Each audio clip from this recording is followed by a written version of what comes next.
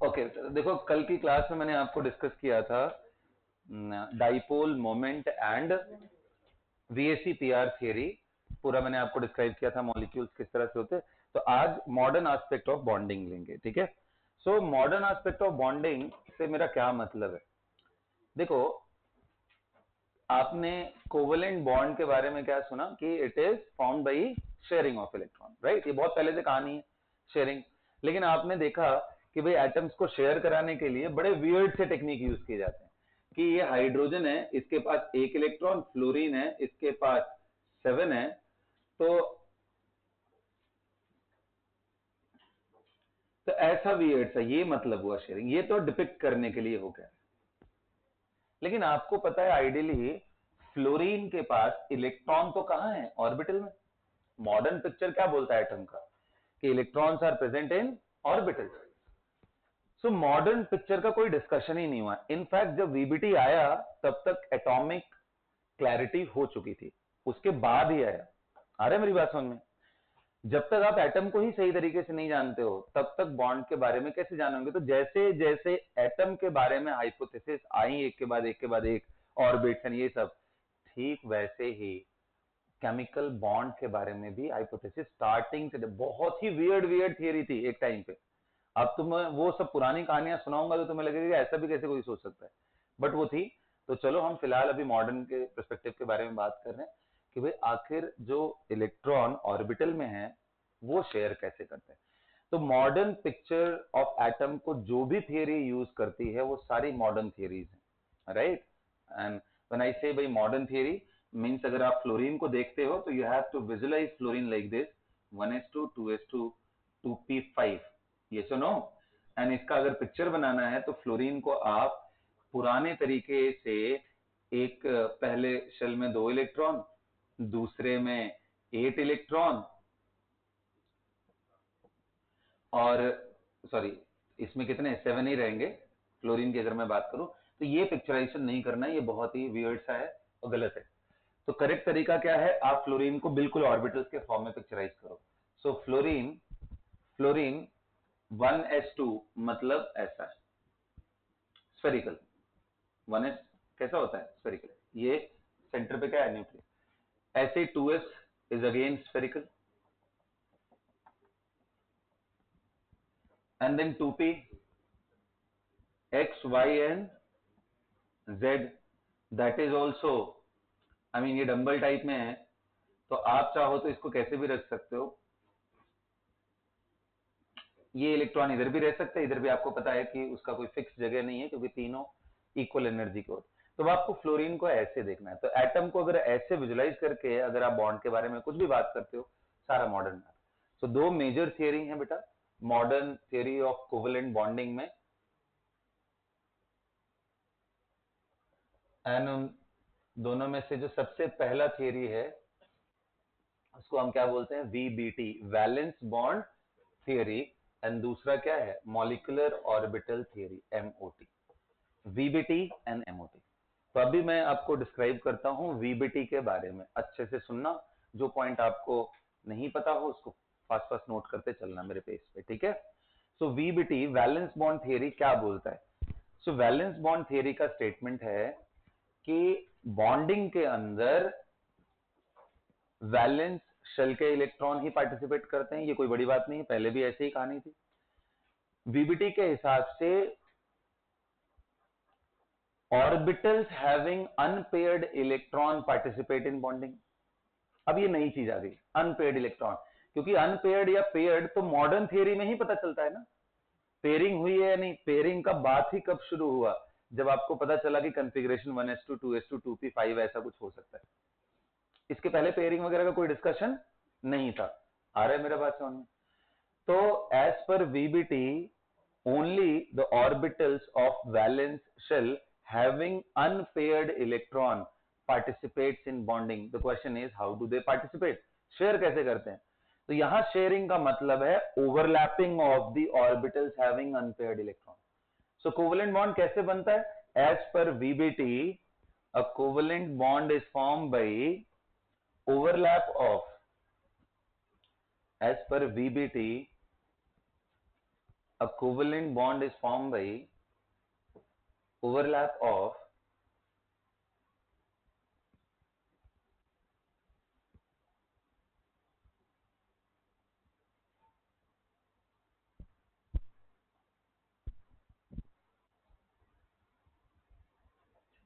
orbitals, overlap of orbitals of valence shell, overlap of orbitals of valence shell of different atoms जो bond बनाने आ रहे हैं उनके बारे में बात हो रही है, of different atoms having unpaired electron। कौन ओवरलैप करता है? वो ऑर्बिटल ओवरलैप करता है जिसके पास अनपेयर्ड इलेक्ट्रॉन। आया बात समझ में? अब इसको थोड़ा पिक्चराइज करते हैं, समझते हैं, लेकिन उससे पहले ये समझ लो कि भाई ये जो ओवरलैप है, क्या हम ओवरलैप तो हम यार कैसे भी करा सकते हैं, क्या कोई भी तरीका अलाउड है क्या? जैसे मान लो एक मेरे पास p ऑर्बिटल है जिसके पास अनपेयर्ड इलेक्ट्रॉन, और एक मेरे पास s ऑर्बिटल है जिसके पास अनपेयर्ड इलेक्ट्रॉन है। अब मैं क्या इसको किसी भी तरीके से, क्या मैं ओवरलैप ऐसे करा दूं, ऐसे करके? ये अलाउड नहीं है। क्या मैं बीच में ऐसे ओवरलैप करा दूं? ये भी अलाउड नहीं है। क्या मैं ओवरलैप इस साइड, लेफ्ट साइड, नीचे ऐसे कर? तो इसका देख सही तरीका है कि ओवरलैपिंग कराने के लिए कुछ फिक्स डायरेक्शंस हैं, इसलिए तो कोवेलेंट बॉन्ड को क्या बोलते हैं? Directional in nature. कहीं से भी आकर के ओवरलैप कर जाए उससे कोवेलेंट बॉन्ड नहीं बनता है, और इसी वजह से हर मॉलिक्यूल का एक डेफिनेट शेप या ज्योमेट्रीज आती हैं। क्या समझ में आया मेरा बात?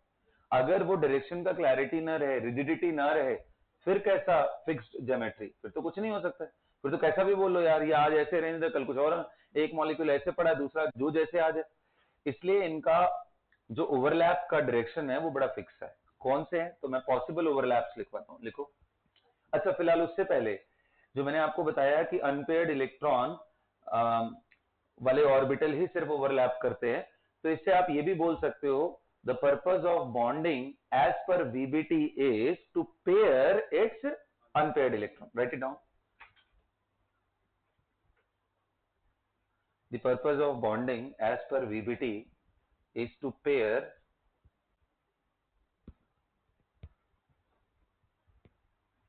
its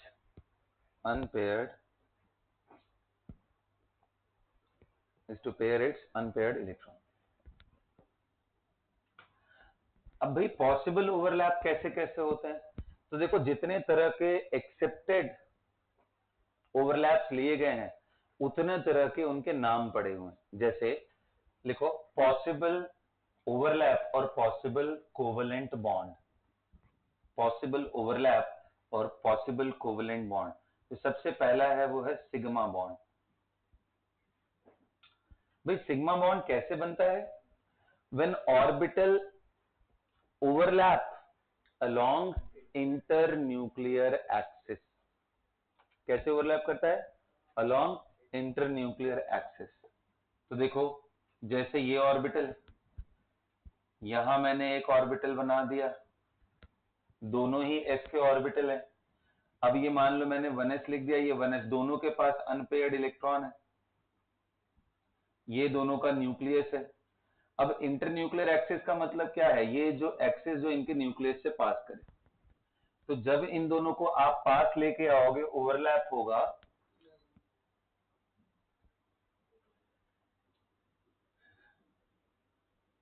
तो ऐसा कुछ बनेगा।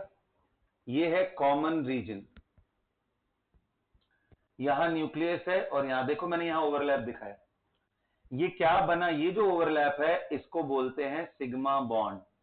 अगर कोई पूछे ओवरलैप से बना है कौन कौन से orbital, by S S overlap, तो पहला मैंने एस एस ओवरलैप का आपको सिग्मा दिखाया। दूसरा, अगर मुझे बात करना हो, एक s और p ऑर्बिटल लेकर के देखते हैं sp ओवरलैप, तो एक s ऑर्बिटल ले लिया और एक p ऑर्बिटल। अब मुझे इंटरन्यूक्लियर एक्सिस के अलोंग करना है, तो मैं p ऑर्बिटल ऐसे ले डाउन करा के कराऊंगा। अगर आप पी ऑर्बिटल ऐसा वाला ले लिए तो आपको इसको इस साइड से लेके आना पड़ेगा, ये भी अलाउड है। आप जेड एक्सिस वाले ले लिए तो इस साइड से आकर के ऐसे ओवरलैप करेगा। बट जब भी ओवरलैप कराना है इसको साइडवेज नहीं, and on overlap, internuclear axis के अलोंग ओवरलैप कराना है। तो ये हो गया हमारा। अच्छा, आप थोड़ा बड़े हो गए हो तो आपको ये भी पता है कि इनके फेजेस भी होते हैं, है ना। तो मैं इसको प्लस और इसको माइनस, इसको मैं प्लस दिखाता हूं। ध्यान देना, वेव के हिसाब से ये वेव रिप्रेजेंटेशन है। इलेक्ट्रॉन एज अ वेव हम ट्रीट करते हैं ना डी ब्रॉय वेवलेंथ के बाद से। तो जो सेम फेजेस वाली चीज होती हैं, अगर वो आपस में आकर के टकराती हैं तो कंस्ट्रक्टिव इंटरफेरेंस होता है, जिसको हम बोलते हैं बॉन्ड बना, यानी वो बॉन्डिंग स्टैब्लिश हुई। अगर अपोजिट फेज हो जाए, यहां माइनस यहां प्लस हो जाए, तो बोलते हैं ये तो एक दूसरे को ही खा जाएंगे, वहां पे डेंसिटी जीरो कर देंगे, तो ओवरलैप नहीं है, उसको बोलते हैं एंटी बॉन्डिंग। क्या बोलते हैं? हालांकि ये वर्ड आपको ज्यादा पॉपुलर है किसमें, एमओटी में। यहां तो बस बड़ा प्लेन प्लेन सा डिस्कशन कर देते हैं, बट क्वेश्चंस आते हैं इसलिए मैं आपको समझा देता हूं। तो अब ये दोनों ऐसे आकर के जुड़ेंगे तो ये क्या बन जाएगा बेटा,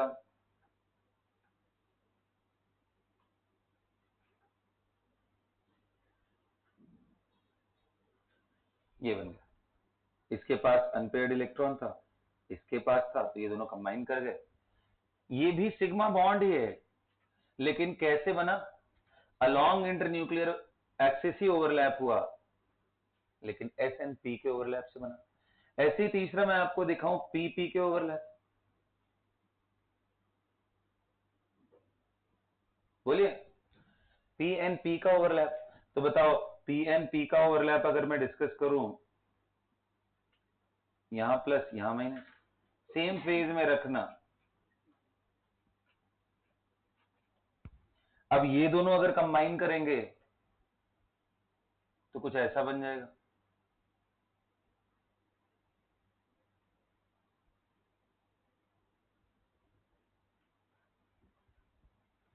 अब ये मैंने इसको इधर शिफ्ट कर दिया है, ठीक है।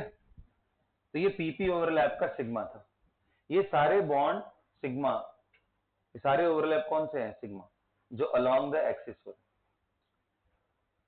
हाँ बोलो।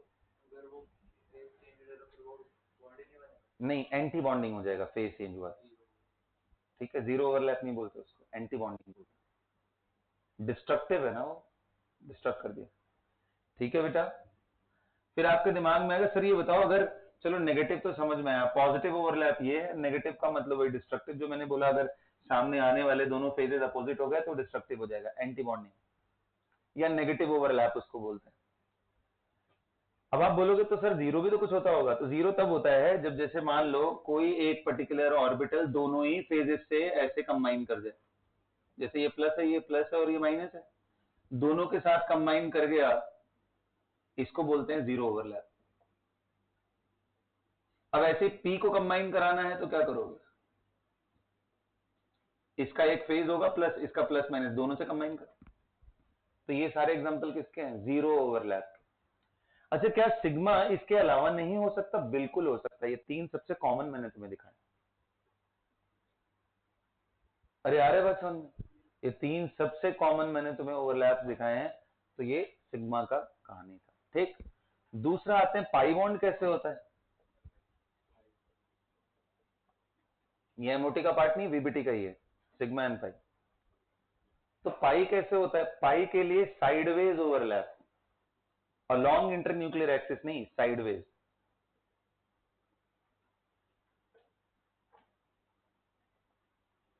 Sideways overlap, is that clear.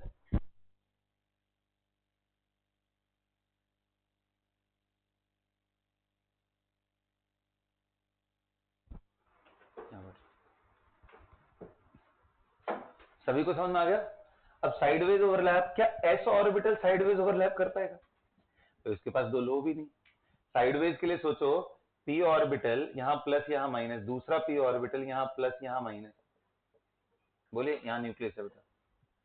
और जब ये ओवरलैप करेंगे, दोनों का देखो फेज सेम है, इसका फेज सेम है, तो ऐसा कुछ बनेगा।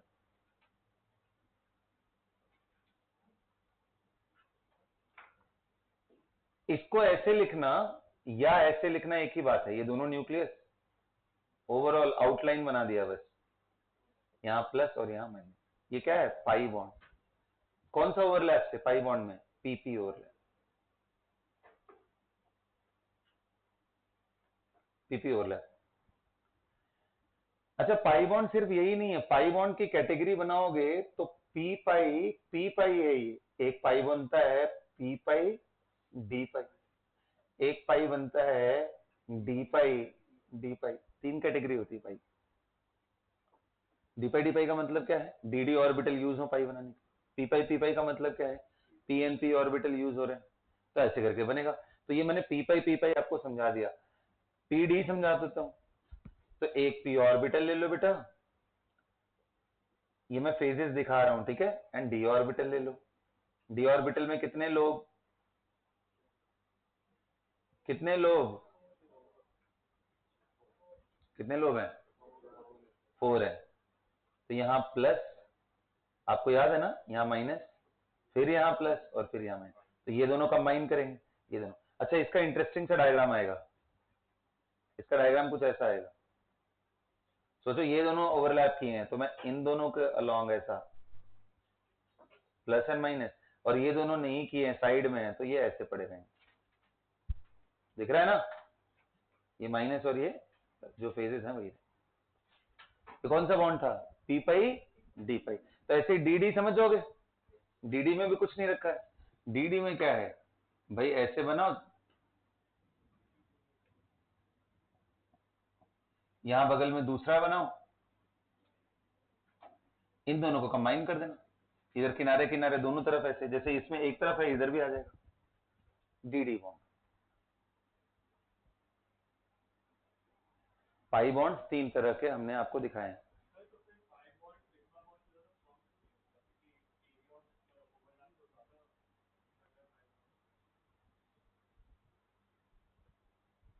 करते हैं इस बात अभी, ठीक। यहां तक उसका सवाल सुना हम लोगों ने कि पाई बॉन्ड में तो सर 2 जगह ओवरलैप हो रहा है, ऊपर भी हो रहा है नीचे भी हो रहा है, सिग्मा में तो ऐसे ही ओवरलैप हुआ, तो इस वजह से पाई को ज्यादा मजबूत होना चाहिए, 2 जगह से पकड़ा हुआ है। देखो, इलेक्ट्रॉन तो वही सेम है, 2 ही इलेक्ट्रॉन इसमें, 2 ही इसमें, बोलो। और जब भी एटम नजदीक आते हैं तो पहले कौन सा बॉन्ड फॉर्म होता है? सिग्मा। सिग्मा फॉर्म होगा, एंड तुम सोचो कि ये तुम्हारा न्यूक्लियस इस एंड पे है, किनारे किनारे, ये दोनों आ रहे हैं ऑर्बिटल्स, और ये इन्होंने ओवरलैप कर लिया। अब ध्यान देना, इनका पी ऑर्बिटल यहां है, इनका पी ऑर्बिटल, तो जितना ये बॉन्ड बनाने की कोशिश करेगा, सिग्मा और अच्छे से ओवरलैप होता चला जाएगा। सो पाई बॉन्ड का फॉर्मेशन सिग्मा को और मजबूत कर देता है, और सिग्मा उनके बीच का हर्डल है बेसिकली। ये नहीं होता तो अच्छे से ओवरलैप कर जाते, तो सिग्मा के वजह से पाई का इफेक्टिविटी थोड़ा ड्रॉप हो जाता है। बट हर केस में ऐसा नहीं है, कहीं कहीं पे ऐसा उल्टा भी देखने को मिलता है कि सिग्मा बनता ही नहीं, कई जगहों पे पाई, और ये बात आपको एमओटी में दिखाई देगी, वीबीटी में आपको पता भी नहीं चलेगा ये सब चीज, ठीक है। चलिए, फिलहाल बात समझ में आया आपको? ये क्लियर हो गया? तो इतने तरह के, हाँ बोलना क्या होगा? अरे एक ऑर्बिटल में कितने इलेक्ट्रॉन शेयर? क्या वो तो प्रोबेबिलिटी है, it is, if I am saying electron यहां, तो तुम समझ गए इलेक्ट्रॉन यहां है। इलेक्ट्रॉन तो पूरे ऑर्बिटल में है, कहीं पे भी। हाँ बिल्कुल, जस्ट द प्रोबेबिलिटी ओनली यार, consider it like a glue only, okay. तो ऐसा मत दिखाना कि 2 ऊपर दिखा दिया 2 नीचे, तो डॉट डॉट डॉट करके दिखाओ, डेंसिटी इज गेटिंग कंबाइंड, ठीक है। तो समझ में आया, ये सारे थे रिप्रेजेंटेशन। अब चलो, ये तो कहानी हो गई, अब आते हैं एक्चुअल कुछ मॉलिक्यूल देख करके थोड़ा फील करते हैं कैसा होता है।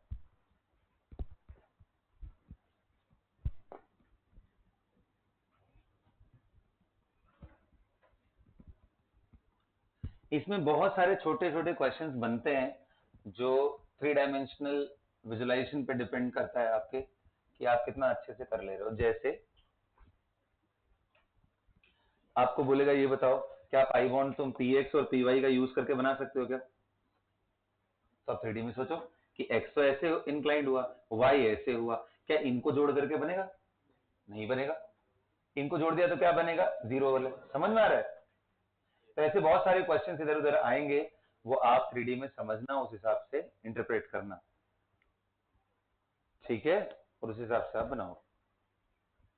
कई बार डायरेक्शन स्पेसिफिक भी क्वेश्चन आता है कि px ले लिया और dyz ले लिया, अलोंग z एक्सिस आने से पाई बनेगा क्या? अलोंग y एक्सिस आने से पाई बनेगा क्या? अब ऐसे बना करके विजुलाइज करना। अगर ओवरलैप ऐसा हो रहा होगा जो मैंने तुम्हें दिखाया तो पाई बनेगा, नहीं हो रहा हो तो नहीं बनेगा। ये आप कॉल लेना, ठीक है। यहां तक सबको समझ आ गया? अब आ जाओ कुछ मॉलिक्यूल लेके देखते हैं एग्जाम्पल। जैसे मान लो हाइड्रोजन की बात करें, सबसे छोटा ये है। वीबीटी के स्टेटमेंट से मैं पहले कॉन्फ़िगरेशन करूंगा 1s1, फिर मुझे पता चलेगा कि इसके पास अनपेड इलेक्ट्रॉन है, फिर दूसरा वाले एटम के पास भी अनपेड इलेक्ट्रॉन होगा, तो अच्छा जी दोनों एस में है तो एस ओवरलैप होकर के, तो ये H2 है बेटा। ये किसकी कहानी में सुनाई आपको? जो हम ऐसे बॉन्ड देखते हैं ना, उसका रियल पिक्चर ये है। चलो ये पहला H2 हो गया। दूसरा देखते हैं HF, हाइड्रोजन का कॉन्फ़िगरेशन करूंगा तो 1s1,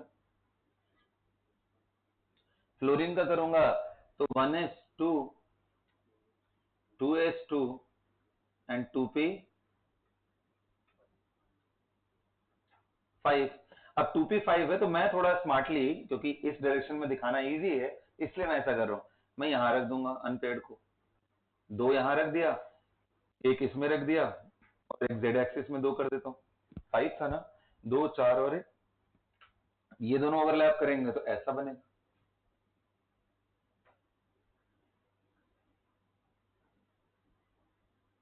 ध्यान देना, ओवरलैप सिर्फ यही हुए हैं। तो इसी चीज को एनसीईआरटी में आप देखोगे तो एचएफ के बारे में जब कहानी सुनाएगा आपको, तो बाकी ऑर्बिटल्स को गायब कर देता है, बोलता है जो ओवरलैप कर रहे हैं उनको देखो ना, बाकी तो तुम्हें पता ही है। इसलिए हम इसको देखते हैं कि एसपी ओवरलैप हो रहा है। क्या समझ में आया बात? ऐसे करके दिखाएगा एसपी, इसका ये मतलब नहीं बाकी है नहीं है, बट वो पार्टिसिपेट नहीं कर रहे हैं, तो इसलिए समझ आया एचएफ का। क्या ऐसे ही F2 समझ में आ गया आपको? F2, तो F2 में देखो, F में ये P था, दूसरे F में भी P होगा, अब उन दोनों का ऐसे ऐसे। अरे बोलो मोटू, आ रहा है सबको समझ में? ये F2 का हो गया। चलो अब अगर इतनी मेरी बात समझ में आ गई है तो can you draw for O2 and N2? Do it fast, try for O2 and N2।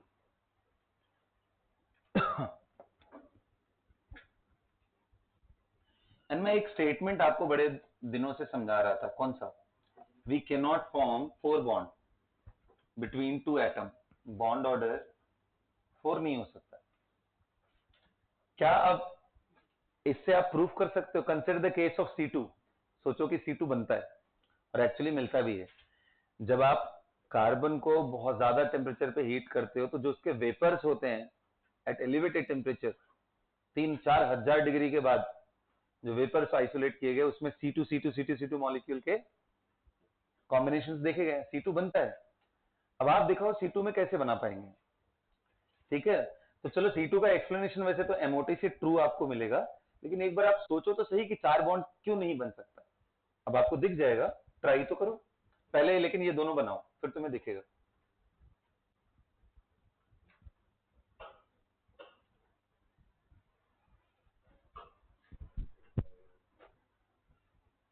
सबको ट्राई करने के लिए बोला है, means you have to try, लिखना है सभी को, और थोड़ा जल्दी पेन चलाओ।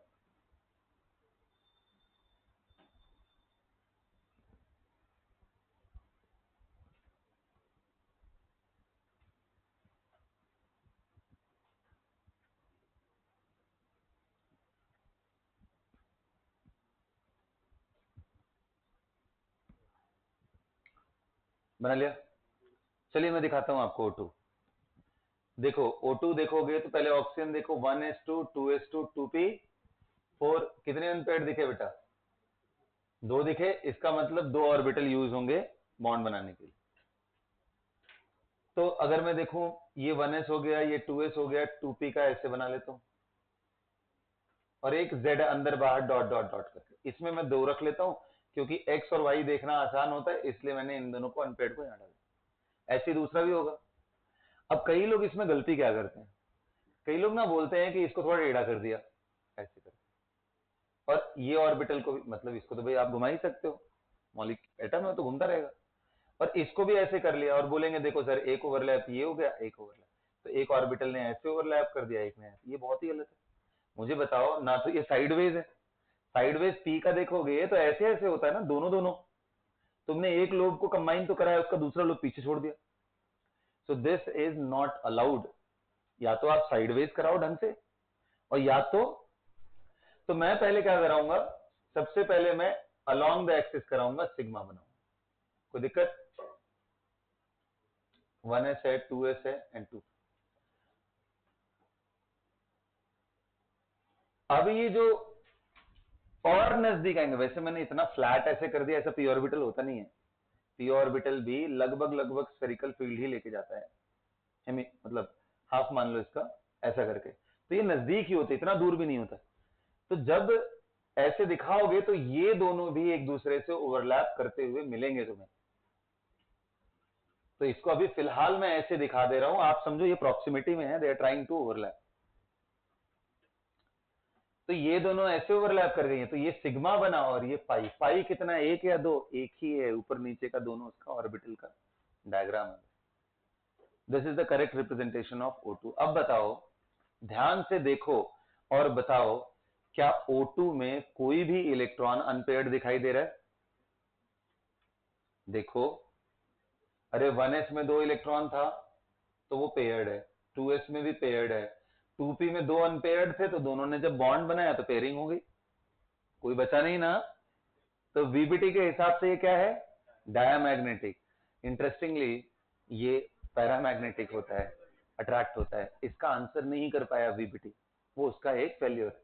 इसलिए तो हम एडवांस थियरी पढ़ते हैं, मॉलिक्यूलर ऑर्बिटल थियरी पढ़ते हैं, ये समझने के लिए कि भाई क्या गलती हो गई इसमें, समझ में आया। लेकिन फिर भी हम वीबीटी को इग्नोर नहीं करते, पूरी ऑर्गेनिक केमिस्ट्री वीबीटी से ही हमें चलनी, most of the part of inorganic chemistry VBT से। जहां कुछ जगहों पे एक्सप्लेनेशन नहीं आ पाए, हम सिर्फ उसी जगह पे हेल्प किसका लेंगे, एमओटी, क्योंकि वो थोड़ा कॉम्प्लिकेटेड थियरी है, तो इसलिए वीबीटी का ही हम मोस्टली यूज करते हैं, बट हाँ उनकी कमियां जानते हुए कि यहाँ कहां पे ये गड़बड़ होते हैं, समझ में आया। N2 करोगे तो क्या होगा बेटा, एन में देखो मैं ऐसे ही बता दे रहा हूं, देख एन में ये 2p4 की जगह क्या होगा, 2p, तीनों में एक एक अनपेयर्ड, तो देख एक बॉन्ड ऐसे बनेगा, एक सिग्मा बनेगा, और Z वाला भी ओवरलैप करेगा, क्योंकि उसके अंदर भी क्या रहेगा अब, अनपेयर्ड, तो ये भी ओवरलैप, तो 3 बॉन्ड दिखाई देंगे, एक सिग्मा और कितने पाई, यही तो बोलता था मैं तुम्हें कि जब बॉन्ड बनता है तो एक सिग्मा फिक्स होता है, बाकी सारे जो भी बॉन्ड बने वो क्या होते हैं, पाई। समझ में आया। अब तुम एक बात बताओ, मान लो तुमने एस में भी अनपेयर्ड कर दिया, जैसे मान लो एक कॉन्फ़िगरेशन बनाता हूं, 2s 1s2 and 2s 1 and p में सब में एक एक, बताओ ऐसे करके एटम जब नजदीक आएंगे तो क्या 4 बॉन्ड बन पाएगा, ये पहले ओवरलैप करेगा, फिर ये और ये, कहानी खत्म ना, यहां तक कैसे पहुंचेगा यार, पूरा इंक्रोच करके जाना। तो इसलिए बोलते हैं 4 बॉन्ड का कोई सेंस होता ही नहीं है, 4 बॉन्ड्स नहीं बनते हैं। और वैसे भी अगर आप कार्बन को देखोगे तो उसके पास अनपेयर्ड आपको 4 नहीं दिखाई देंगे, कार्बन के पास कितने अनपेयर्ड हैं, 1s2 2s2 2p2, अनपेयर्ड तो सिर्फ 2 ही हैं, और दोनों ही p ऑर्बिटल।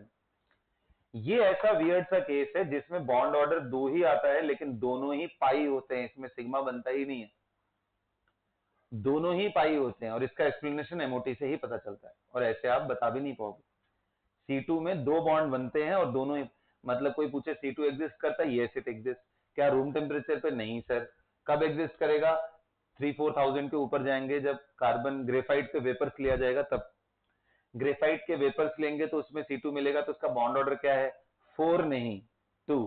और सोचो पुरानी थियरी देखते तो कैसे बोलते, भाई 4 इसके पास है, 4 इसके पास, ये दोनों शेयर कर लें, भाई शेयर करने में क्या, करो शेयर, 4 बॉन्ड ऑर्डर दिख रहा है, कितना वियर्ड सा है। तो ये सब बिल्कुल गलत चीज है। जब आप ये सब देखते हो तब आपको समझ आता है कि क्या चीज हो रहा है। आया, क्लियर हुआ? अब आते हैं इसी को थोड़ा डाई एटॉमिक। अभी तक मैंने स्मार्टली सिर्फ 2 ही एटम लिए, H, HF, O2, N2, यही सब लिया ना। कभी ऐसा लिया CO2 बताओ, NO2 बताओ, CH4 बताओ, नहीं लिया। अब चलो शुरू करते हैं।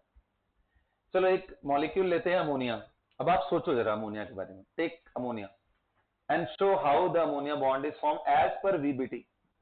कुछ और मत लगाना, कोई चीज पुराना एंगल वेंगल कुछ मत यूज करना। सिर्फ अभी इतना समझो कि तुम्हें सिर्फ इतना ही आता है VBT। इसकी पुरानी चीजें तुम्हें सब भूल गई। उतने से ही सोच के बनाओ, अमोनिया बनाओ। अमोनिया का ओवरलैप दिखाओ, जैसे मैंने इन सब का ओवरलैप दिखाया।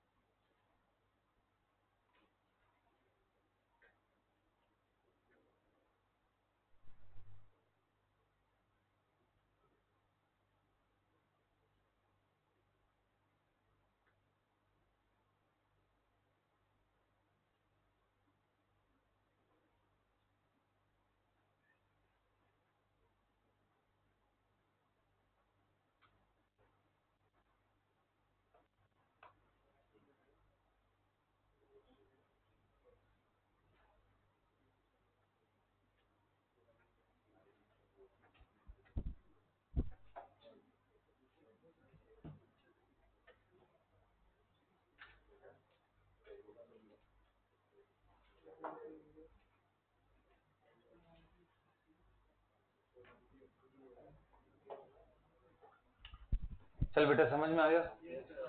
क्लियर हो गया? यहां तक सबको समझ आया? तो देखो अमोनिया में कैसे किया, नाइट्रोजन का 1s2 2s2 2p3। कितने अनपेयर्ड दिखे नाइट्रोजन पे? और तीनों किसमें दिखे? p orbital. अच्छा, तीनों p ऑर्बिटल में दिख रहे हैं बेटा। अच्छा, p ऑर्बिटल म्यूचुअली क्या होंगे? परपेंडिकुलर। p x y पे और z इन दोनों पे। तब सोचो तीनों में एक एक अनपेयर्ड इलेक्ट्रॉन है। मैं अंदर वाला दिखाई नहीं रहा हूं। तो सोचो हाइड्रोजन के पास भी तो एक अनपेयर्ड इलेक्ट्रॉन है। अब इसको अगर सिग्मा बनाना है तो ये न्यूक्लियस दोनों को मिला करके इसके लॉन्ग आना पड़ेगा। ऐसे ही इस वाले हाइड्रोजन को बनाना है सिग्मा, तो इसके लॉन्ग आना पड़ेगा। भाई इंटर न्यूक्लियर एक्सिस मल्टीपल भी हो सकते हैं। अच्छा, तीसरे वाले को आना है तो इसके लॉन्ग आना पड़ेगा। ये सुनो, तो जब तीनों आएंगे तो बताओ जो बॉन्ड बनेगा ऐसे, ऐसे और ऐसे बनेगा। क्या सबको समझ में आ रहा है? बताओ इनके बीच का एंगल, इनके बीच का एंगल समझ में आया? अमोनिया का जो एंगल होना चाहिए वो एज पर VBT 90 डिग्री, कोई गड़बड़ी नहीं। फिर ये बोलोगे सर लोन पेयर भी तो है, लेकिन लोन पेयर तो एस में है ना। एस तो स्फेरिकली डिस्ट्रीब्यूटेड है, हर तरफ इक्वल ही डिस्ट्रीब्यूटेड है, तो रिपल्शन कोई अलग से किसी ऑर्बिटल को नहीं करेगा। अगर मान लो पी में लोन पेयर रहता तो मैं फिर भी समझता इन दोनों को रिपेल कर रहा होगा, लेकिन जब कोई लोन पेयर एस में आ गया तो वो रिपल्शन, तो एंगल एग्जैक्ट 90 आना चाहिए। बट जब हम एक्चुअल एंगल पता करते हैं एक्सरे से तो कितना आता है? 107। हो गया ना गड़बड़? तो ये गड़बड़ी होना शुरू हो गया। VBT के कोर बातों को अगर हम ध्यान रखें तो पॉलीएटॉमिक मॉलिक्यूल का हम स्ट्रक्चर नहीं एक्सप्लेन कर सकते, एंगल्स नहीं आएंगे। एक और मैं केस देता हूं तुम्हें, CH4 का, जरा उसके बारे में सोचो फटाफट, तुरंत दिमाग लगा के सोचो। आप लिख लेना as per VBT angle in ammonia should be 90, but actual angle of ammonia is 107, so it is a drawback again.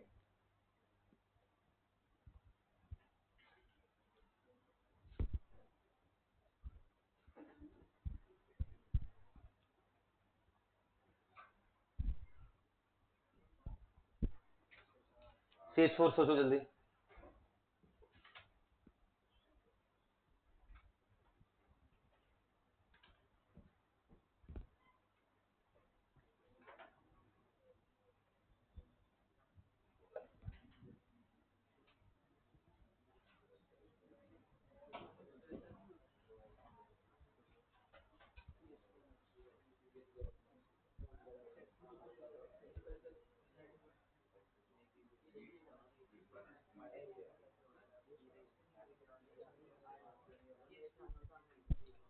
सोच लिया? CH4। कार्बन के पास कितने अनपेयर्ड? तो सबसे पहला तो डिबेट यही है कि यार अनपेयर्ड जब दो है तो बॉन्ड 4 कैसे बना सकता है? CH4 में तो 4 बॉन्ड बनते हैं। तो फिर कुछ महानुभाव लोग बोलते हैं कि जब एटम्स नजदीक आते हैं तो ये इलेक्ट्रॉन एक्साइटेड स्टेट में भी जा सकता है, क्योंकि बॉन्ड बनाना तो अच्छा प्रोसेस है, उसके लिए थोड़ा सेक्रीफाइस तो किया ही जा सकता है लाइफ में। तो ये इलेक्ट्रॉन यहां से जंप करके हायर एनर्जी में चला जाएगा, टेम्पररी ये अनस्टेबल हो जाएगा, एक्साइटेड स्टेट इसी को बोलते हैं। अब ये 4 है, लेकिन इन चारों में भी अगर अब तुम ट्राई करो बॉन्ड बनाने का तो अभी भी 3 का एंगल 90 तुम्हें दिखाई देगा, चौथा वाला बड़ा अजीब सा एंगल है, क्योंकि स्फेरिकल है तो इलेक्ट्रॉन कहीं भी, अब कहीं पे भी हो सकता है, तो हाइड्रोजन इस पे कैसे कंबाइन करे यार, इधर इधर इधर, तो उसका एंगल फिक्स ही नहीं हुआ। 3 का तो 90 हो गया, अरे समझ आ रहा है 3 का 90 कैसे हुआ? देख तीनों पीएक्स पीवाई पीजेड में, हाइड्रोजन आया तो ऐसे, और चौथा वाला अनपेयर्ड कहाँ है? एस में ना, तो एस तो पूरा स्फेरिकली डिस्ट्रीब्यूटेड है, कहाँ कंबाइन करे? तो यहाँ पे भी एंगुलर क्लैरिटी नहीं मिलती है, इसमें तो बड़ा मिक्स हो जाता है। तो यही इंट्रोड्यूस करना पड़ा, चेंज करना पड़ा, वीबीटी के थियरी को थोड़ा मॉडिफाई करना पड़ा, एंड इंट्रोड्यूस किया गया concept of hybridisation. What is hybridisation guys? I would love to get the right answer from you. What is hybridization? Tell me. Yes, I want more hands actually. थोड़ा अच्छे से पता चले मुझे हाइब्रिडाइजेशन क्या है। अक्षय कुछ बोलोगे? बता, जो भी तेरे दिमाग में आ रहा है बता।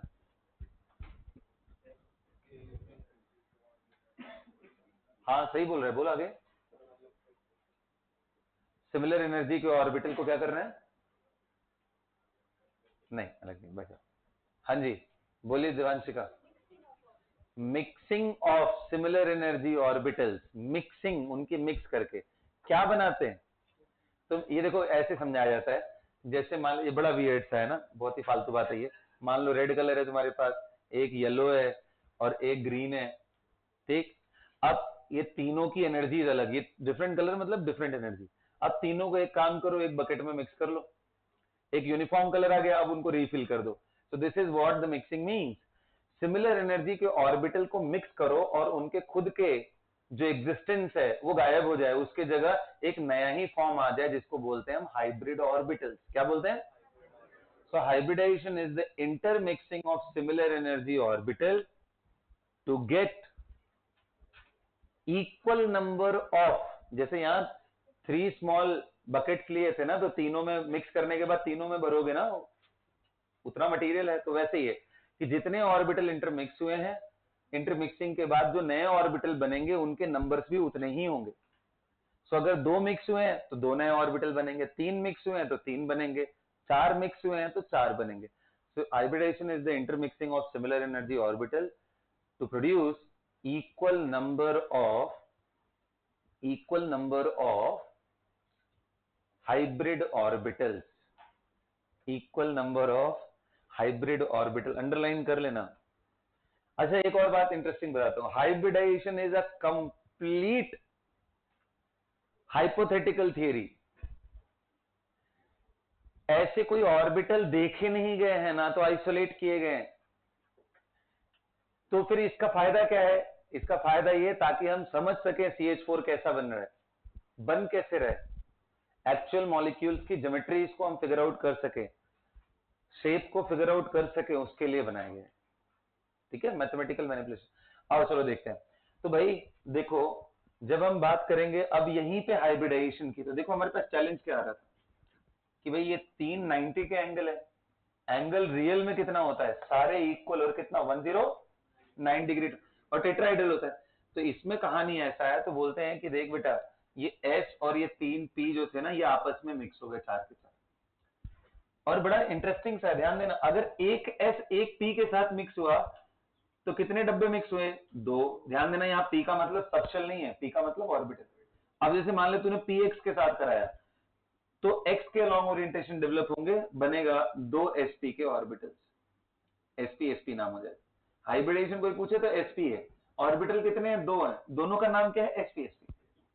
ऐसी एक s और 2 p, मान ले px एंड py हो गए, तो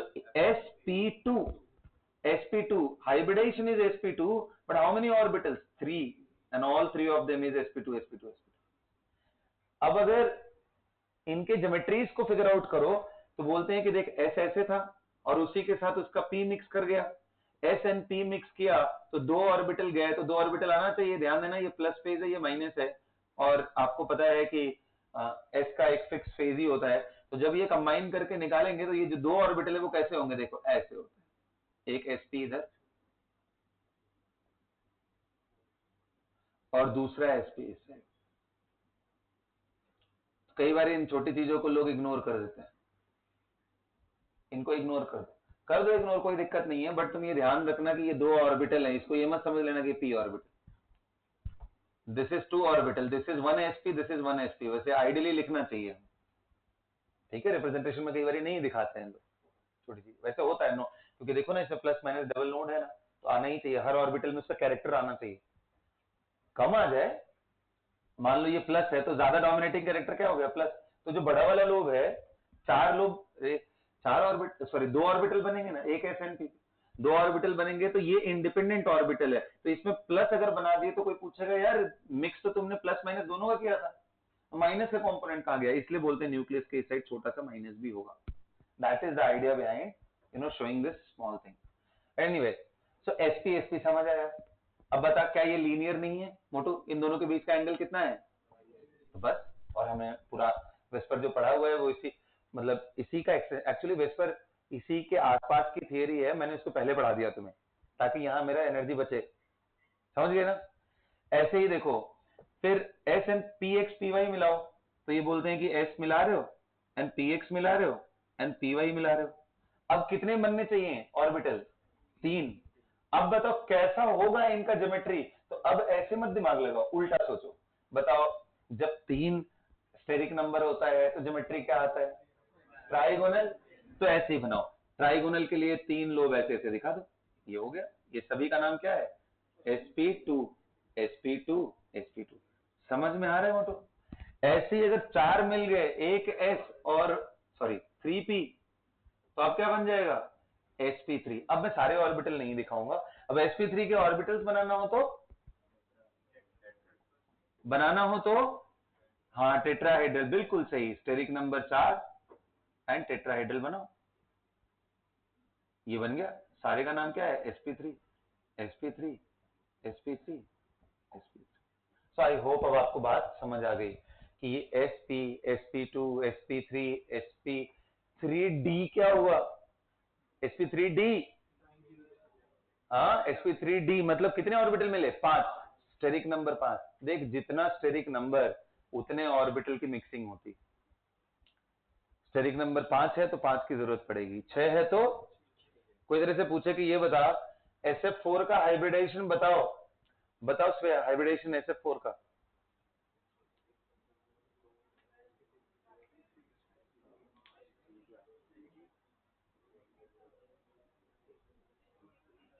sp3d एक लोन पेयर है, 4 साइड एटम है, स्टेरिक नंबर कितना है?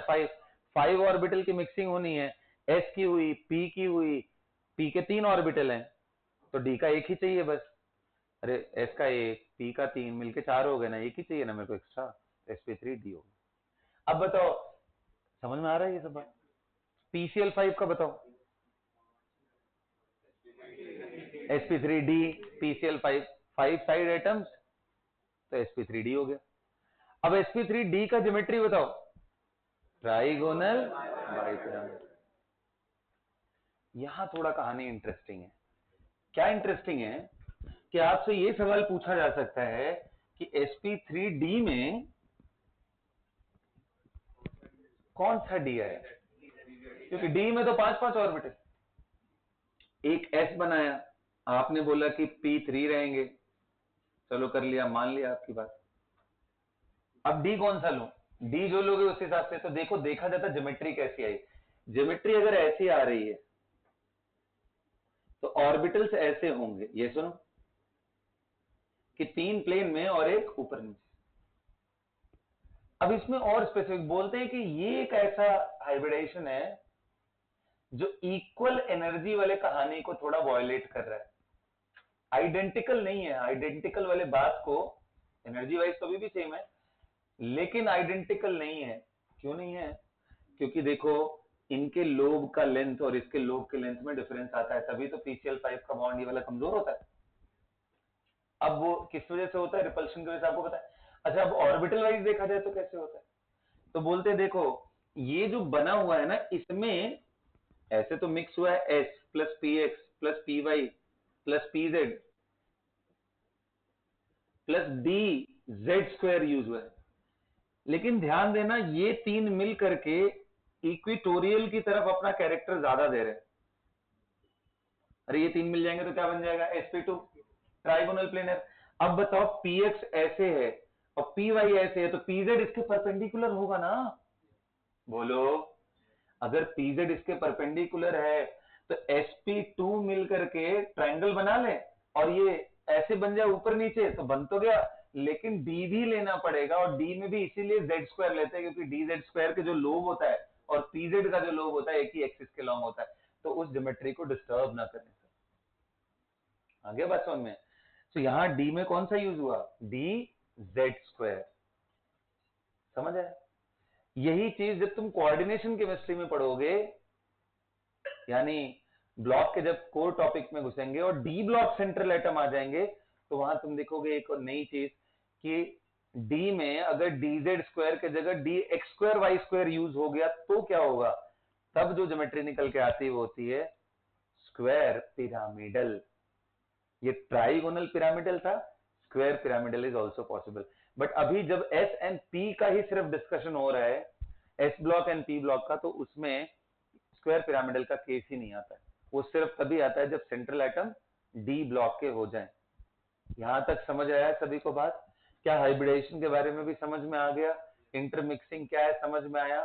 तो ये बताओ, कार्बन में अगर sp3 हाइब्रिडाइजेशन, उसका मतलब सिर्फ यही था ना कि कार्बन जो पहले 1s and 2s and 2p के ये ऑर्बिटल्स थे, इनमें कौन से मिक्स हुए? कौन से?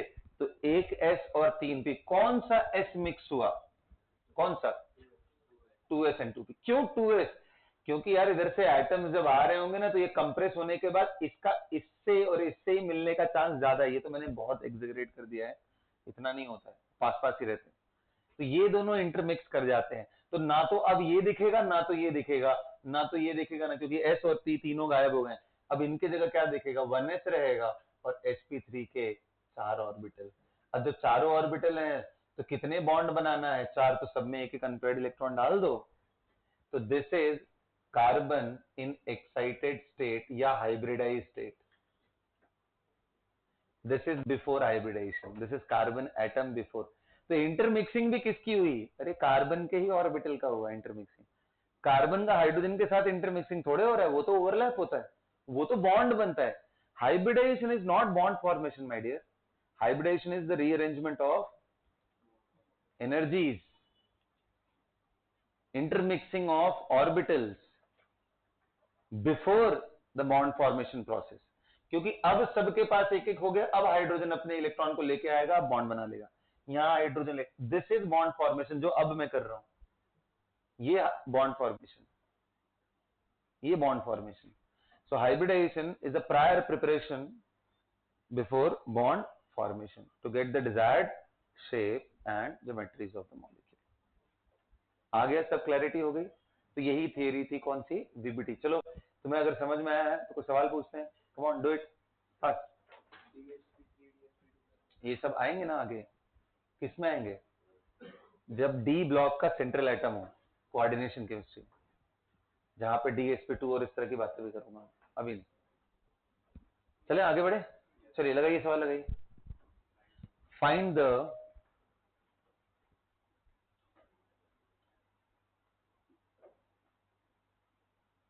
hybridization of underlined atom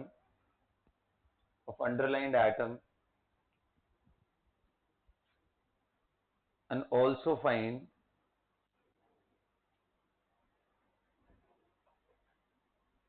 structure of the following molecules.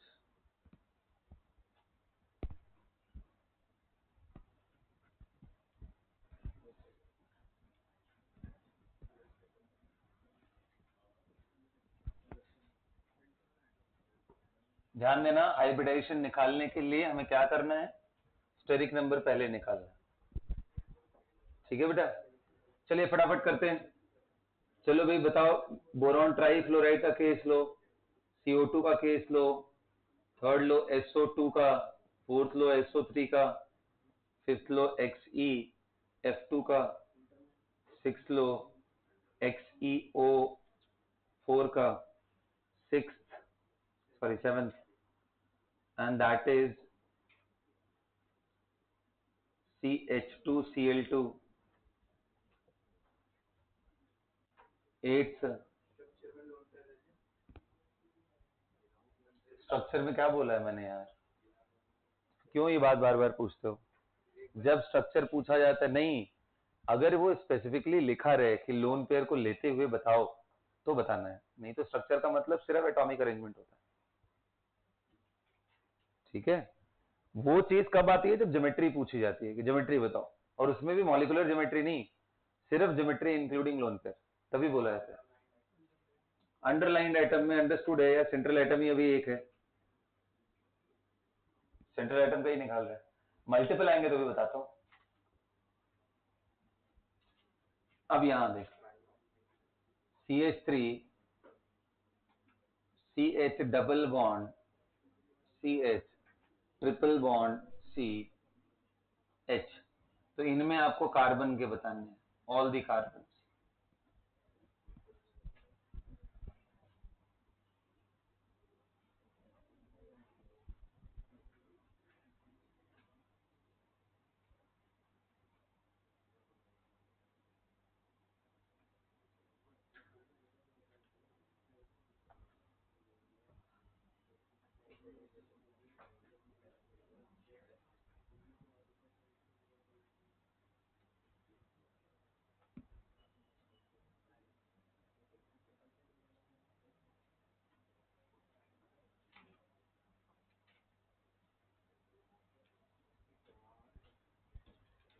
जल्दी बता के खत्म करो।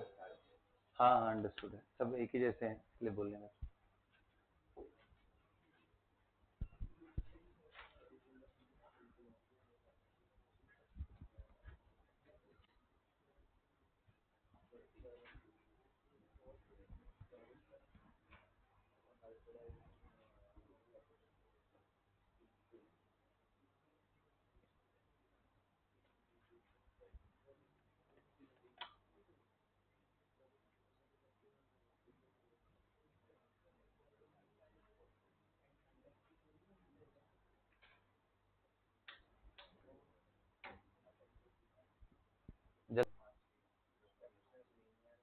चलो बेटा मैं करूं, स्टार्ट करूं। देखो बोरॉन ट्राईफ्लोराइड बना लिया आपने, स्टेरिक नंबर कितना आया, स्टेरिक नंबर 3, साइड एटम 3 है, कोई लोन पेयर नहीं है, तो 3 के लिए एक S और 2 P, sp2, समझ में आया। ट्राइगोनल प्लेनर, ये तो आप पहले से जानते हो, ज्योमेट्री तो आप एक्सपर्ट हो। इसका बताओ CO2 में, तो दो side atom, no lone pair, तो S and P। एक चीज ध्यान दे रहे हो, हाइब्रिडाइजेशन में पाई को काउंट, सिर्फ सिग्मा काउंट हो रहा है, लोन पेयर, सिग्मा या साइड एटम एक ही बात है। तो sp हो गया, SO2 कर लिया, क्या यार एक लोन पेयर आ गया, तो स्टेरिक नंबर में 1 lone pair plus 2 side atom, number 3 का मतलब एक S एंड 2 P, मिला के क्या आ गया, sp2। देख ट्राइगोनल प्लेनर होगा, ये भी sp2 है, समझ रहे ना मेरे, ये ऑर्बिटल भी। तो कई बार क्वेश्चन ऐसे भी आते हैं कि सल्फर का लोन पेयर कौन से ऑर्बिटल में प्रेजेंट है, तो बच्चे क्या गलती करते हैं, उनको तो बस याद है यार कॉन्फ़िगरेशन करो सल्फर का, और जिस ऑर्बिटल में दिख रहा हो पेयर इलेक्ट्रॉन उसी को बोल दो, गलत हो जाएगा, क्योंकि अब वो ऑर्बिटल है ही नहीं दुनिया में, गायब हो गया, मिक्सिंग हो गई, S की 2P के साथ मिक्सिंग हो गई, क्या बन गया, sp2। ऐसे आपसे सवाल पूछ लिया जाए कि अमोनिया का लोन पेयर कौन से ऑर्बिटल में है, not in P, answer is sp3। sp3 orbital 4 थे ना, एक में लोन पेयर है, एक ने बॉन्ड बनाया, एक ने और बॉन्ड, एक और ने बॉन्ड, समझ आया। और अगर आप पूरा बेसिक से देखोगे तो नाइट्रोजन तुम्हारे पास 1s2 2s2 एंड 2p3 था, और आपने जैसे ही मिक्स किया स्टेरिक नंबर 4 के वजह से, तो इन चारों की मिक्सिंग हुई ना, तो अब ना तो 2s है ना तो 2p, इनके जगह क्या बन गए 4, sp3 तो यहां से भी तुम्हें दिख जाएगा बेटा, इससे भी दिखेगा कि ये 3 अनपेयर इन्होंने बॉन्ड बनाया और ये लोन पेयर की तरह रह गया।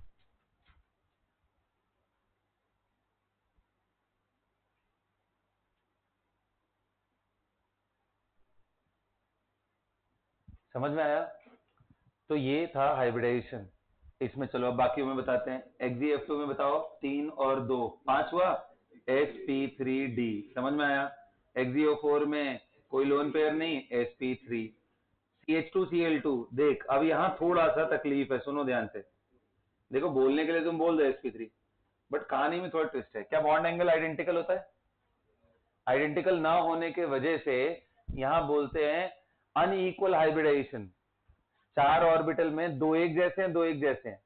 एक में p का परसेंटेज p3 से थोड़ा कम, एक में p3 से थोड़ा ज्यादा। अरे sp3 का मतलब क्या परसेंटेज नहीं निकल जाएगा जी? sp का मतलब परसेंटेज s कितना है, एक ऑर्बिटल s का, और टोटल 2 ऑर्बिटल है, 1/2 इंटू 100, बोलो मोटू 50%। sp2 में एक ऑर्बिटल s का, टोटल 3 ऑर्बिटल इंटू 100, ठीक है 33.3। तो sp3 में p कितना है, परसेंटेज p 75%, 3p है अपॉन टोटल नंबर 4 इंटू 100। तो ये सब आसान है ना निकालना। अब ये तुम्हें बात समझ में आती है कि इलेक्ट्रोनेगेटिविटी क्यों s कैरेक्टर के साथ बढ़ता है? क्योंकि s न्यूक्लियस के नजदीक ज्यादा होता है और p थोड़ा सा दूर होता है। तो जिसमें जो भी हाइब्रिड ऑर्बिटल में s का परसेंटेज ज्यादा होगा वो न्यूक्लियस के नजदीक होगा, इसलिए उस पे इलेक्ट्रॉन पे अट्रैक्शन ज्यादा स्ट्रॉन्ग लगेगा, इसलिए उसकी इलेक्ट्रोनेगेटिविटी ज्यादा होती है। So carbon having sp hybridization is more electronegative than carbon having sp2 and sp3 hybridization। क्या मेरी बात समझ आ रही है सबको? वेरी गुड, इतनी सारी बातें तुम्हें आ रही समझ में। अब चलो कुछ और इंटरेस्टिंग सवाल का आंसर करते हैं। ठीक, आपने सुना है कि सल्फर sp3d2 sf6 में बनाता है ना? सुना क्या? ये तो निकाल ही सकते हो। sp3d2 दिख रहा है क्या? द क्वेश्चन इज कि अच्छा सल्फर के पास क्योंकि ऑक्टेट का कोई लाइबिलिटी नहीं है तो एक्स्ट्रा इलेक्ट्रॉन रख सकता है, 12 यहां रखा है। क्वेश्चन ये है कि फिर SH6 दुनिया में क्यों नहीं एग्जिस्ट करता है? ये दुनिया में ही एग्जिस्ट नहीं करता है। तो देखो इसमें बहुत सारे कहानियां सुनाई जाती हैं। पहला चीज कि देखो S एंड P तो फिर भी नजदीक होते हैं। अरे भाई 3S 3P एंड फिर 3D आएगा, एंड 3D से पहले भी क्या आता है 4S। अब आपको मिक्स करना है, मजबूरी है, तो आपने 4S को साइडलाइन कर दिया, बोला कि मेरे को ये चाहिए ताकि मेरा वो ऑक्टाहेड्रल ज्योमेट्री आए। तो बताओ S और P तो चलो फिर भी डिफरेंस है, डिफरेंस तो है, बट फिर भी थोड़ा सा नजदीक ही है।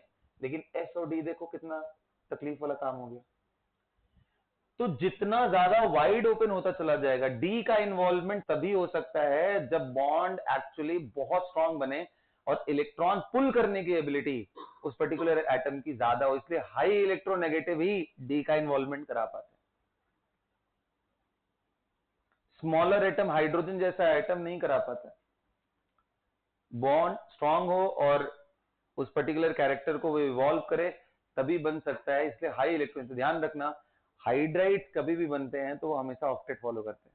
सेंट्रल एटम का H2S बनता है, H4S भी नहीं बन सकता है, और SH6 तो बनता ही नहीं है क्योंकि H2S में ऑक्टेट है और ऑक्टेट तक वो sp3 तक लेके जाएगा। उसके बियॉन्ड जाओगे तो D का यूज करना पड़ेगा, और D क्योंकि देखना 8 के बाद D का ही तो वजह से 8 से ज्यादा इलेक्ट्रॉन हो पाते हैं, और जब D का यूज ही नहीं कर पाएगा तो दिक्कत है। समझ में आया? ओके चलिए जी, तो ये सारी बातें हैं। ओके अब आ जाओ यहाँ पे देखते हैं, इसका बात करते हैं। कार्बन बताओ sp3, इसका बताओ मोटू। देख एक हाइड्रोजन एक इधर और ये डबल बॉन्ड, ध्यान देना जब इसको देख रहे हो तो इस पे फोकस करो। इसके तरफ एक कार्बन एक हाइड्रोजन और एक कार्बन। इसका स्टेरिक नंबर कितना है, 1 2 3 साइड एटम, कोई लोन पेयर नहीं, स्टेरिक नंबर कितना है 3, हाइब्रिडेशन S4। तो देख इसका sp3 इसका sp2 इसका भी sp2, yes or no, इसका कितना sp, इसका कितना sp। क्या सभी को समझ में आ गया? बोलो। अच्छा बताओ, ये सिग्मा बॉन्ड है कि पाई बॉन्ड है? ये वाला सिग्मा है ना?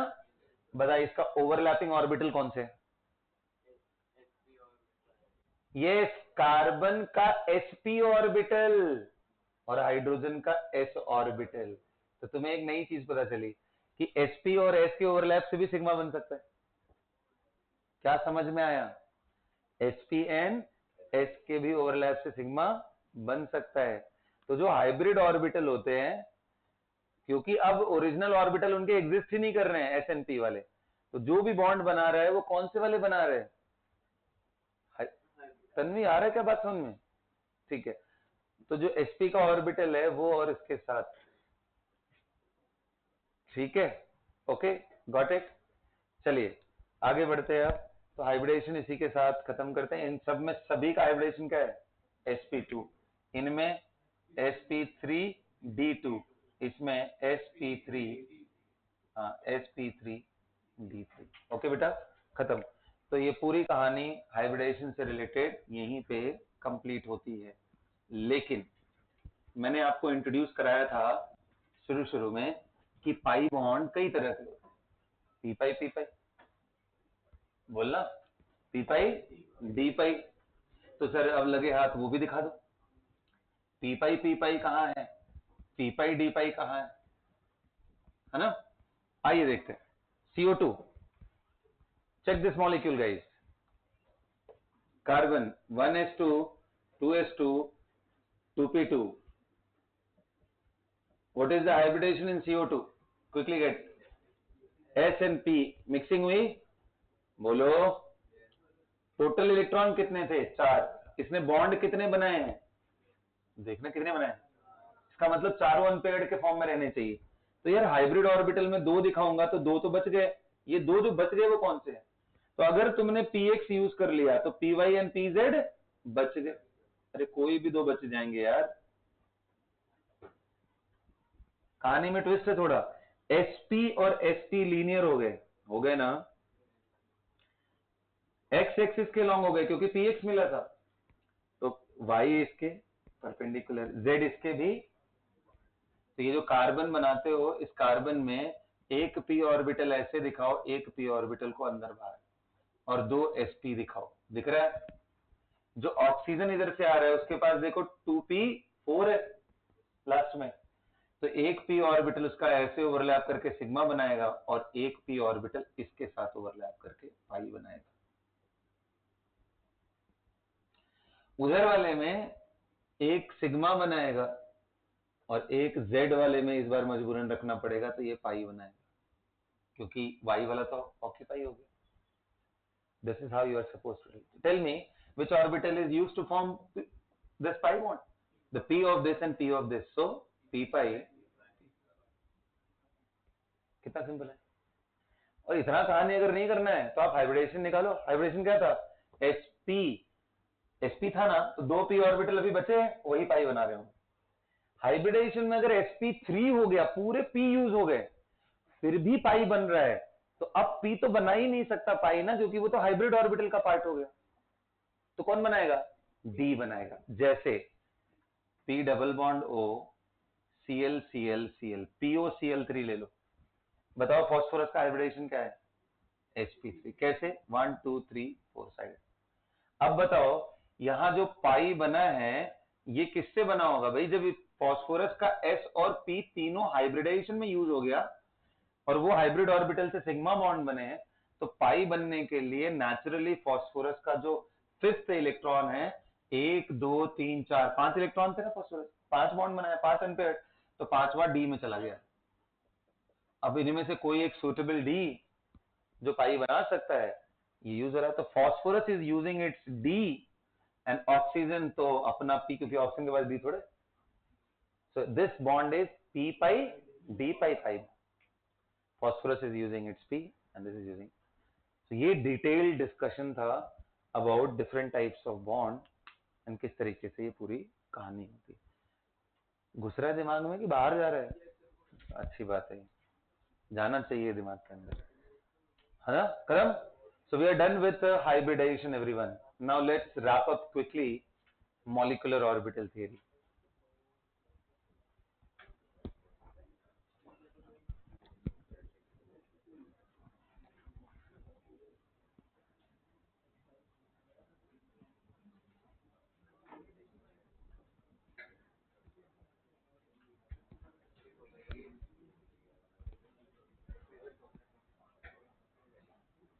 चलो भाई बताओ, वीबीटी की प्रॉब्लम क्या थी?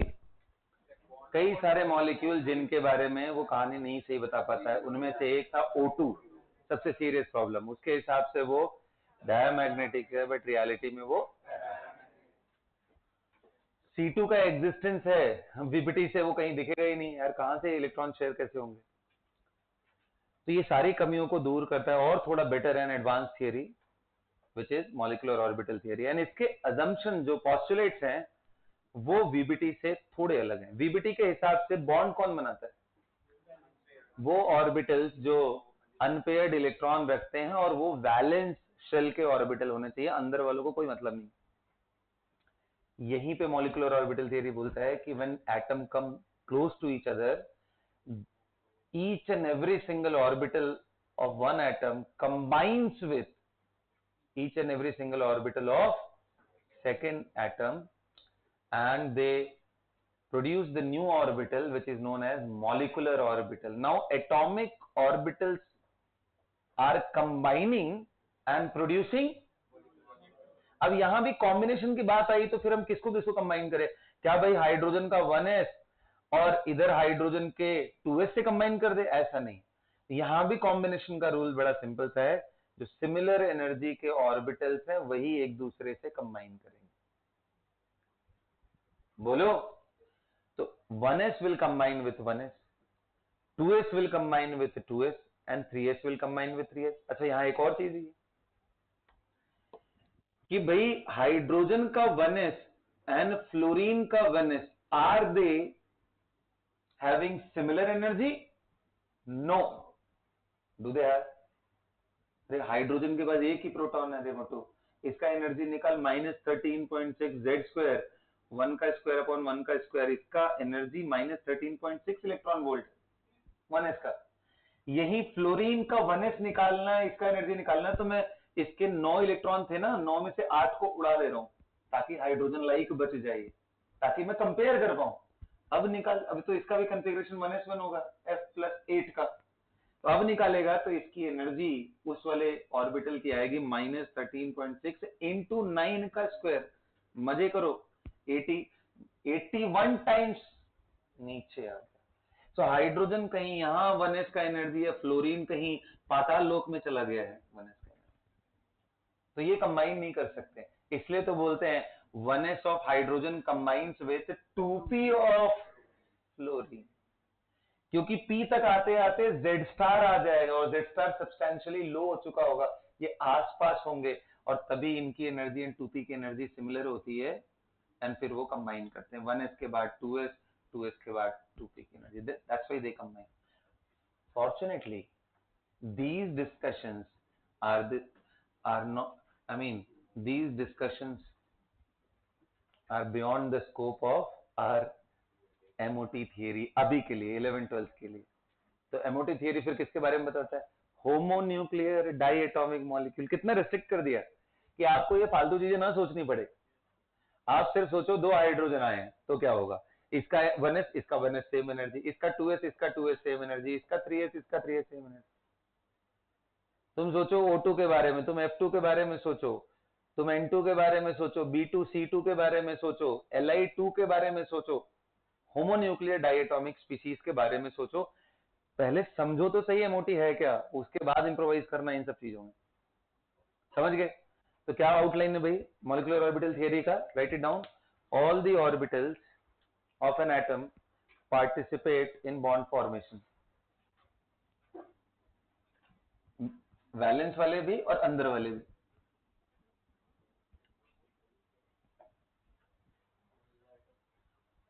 All the orbitals of an atom participate in bond formation। दूसरा क्या है? दूसरा बताओ। So when atom come close to each other, atomic orbital of similar energy combines and they produce molecular orbitals.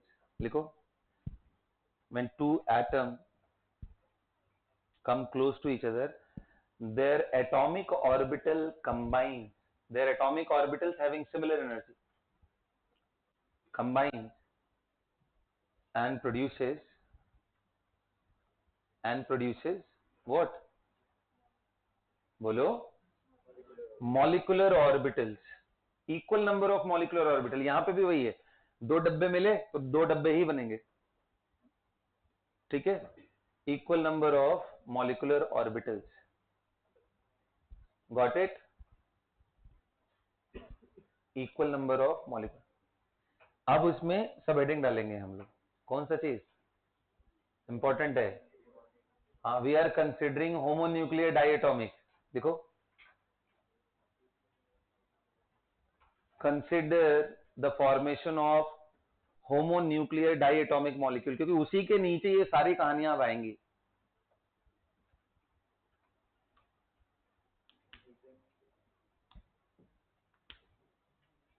Homonuclear diatomic molecule, consider the case of homonuclear diatomic molecule, ठीक है? अब उसके नीचे, अच्छा, मैं अभी एक पॉइंट और लिखवाना था बीच में, सुनो पहले ध्यान से, फिर उसके बाद अपना नोट कर लेना। वो क्या है कि जब एटॉमिक ऑर्बिटल जैसे हाइब्रिडेशन में हम क्या बोल रहे थे, एक ही एटम के सिमिलर एनर्जी ऑर्बिटल मिक्स हो जाते हैं और वो गायब होकर हाइब्रिड ऑर्बिटल पैदा हो जाता है। यहां कहानी अलग है, इस हाइड्रोजन का 1s is combining with 1s of another hydrogen atom, ये दोनों कंबाइन कर रहे हैं, दो डिफरेंट एटम के ऑर्बिटल्स कंबाइन कर रहे हैं, मिक्स भी नहीं हो रहे, कंबाइन कर रहे हैं, और उनके 1s के जगह पे अब दो मॉलिक्यूलर ऑर्बिटल आ गए। तो यानी टाइप ऑफ मॉलिक्यूलर ऑर्बिटल हमें समझना पड़ेगा। तो देखो, टाइप ऑफ मॉलिक्यूलर ऑर्बिटल में आप आओगे तो वाइडली 3 तरह के ऑर्बिटल डिस्कस किए जाते हैं, bonding, anti bonding, non bonding. कितने तरह के? Bonding, anti bonding, non. अच्छा, ये नॉन बॉन्डिंग वाला केस गायब हो जाएगा पर्टिकुलरली तब जब हम होमोन्यूक्लियर डायटोमिक का केस लेंगे, क्योंकि आ ही दो रहे हैं, दो रह रहे हैं तो दो मॉलिक्यूलर ऑर्बिटल पैदा होंगे, एक बॉन्डिंग होगा, एक एंटी बॉन्डिंग। ओके, लिखो,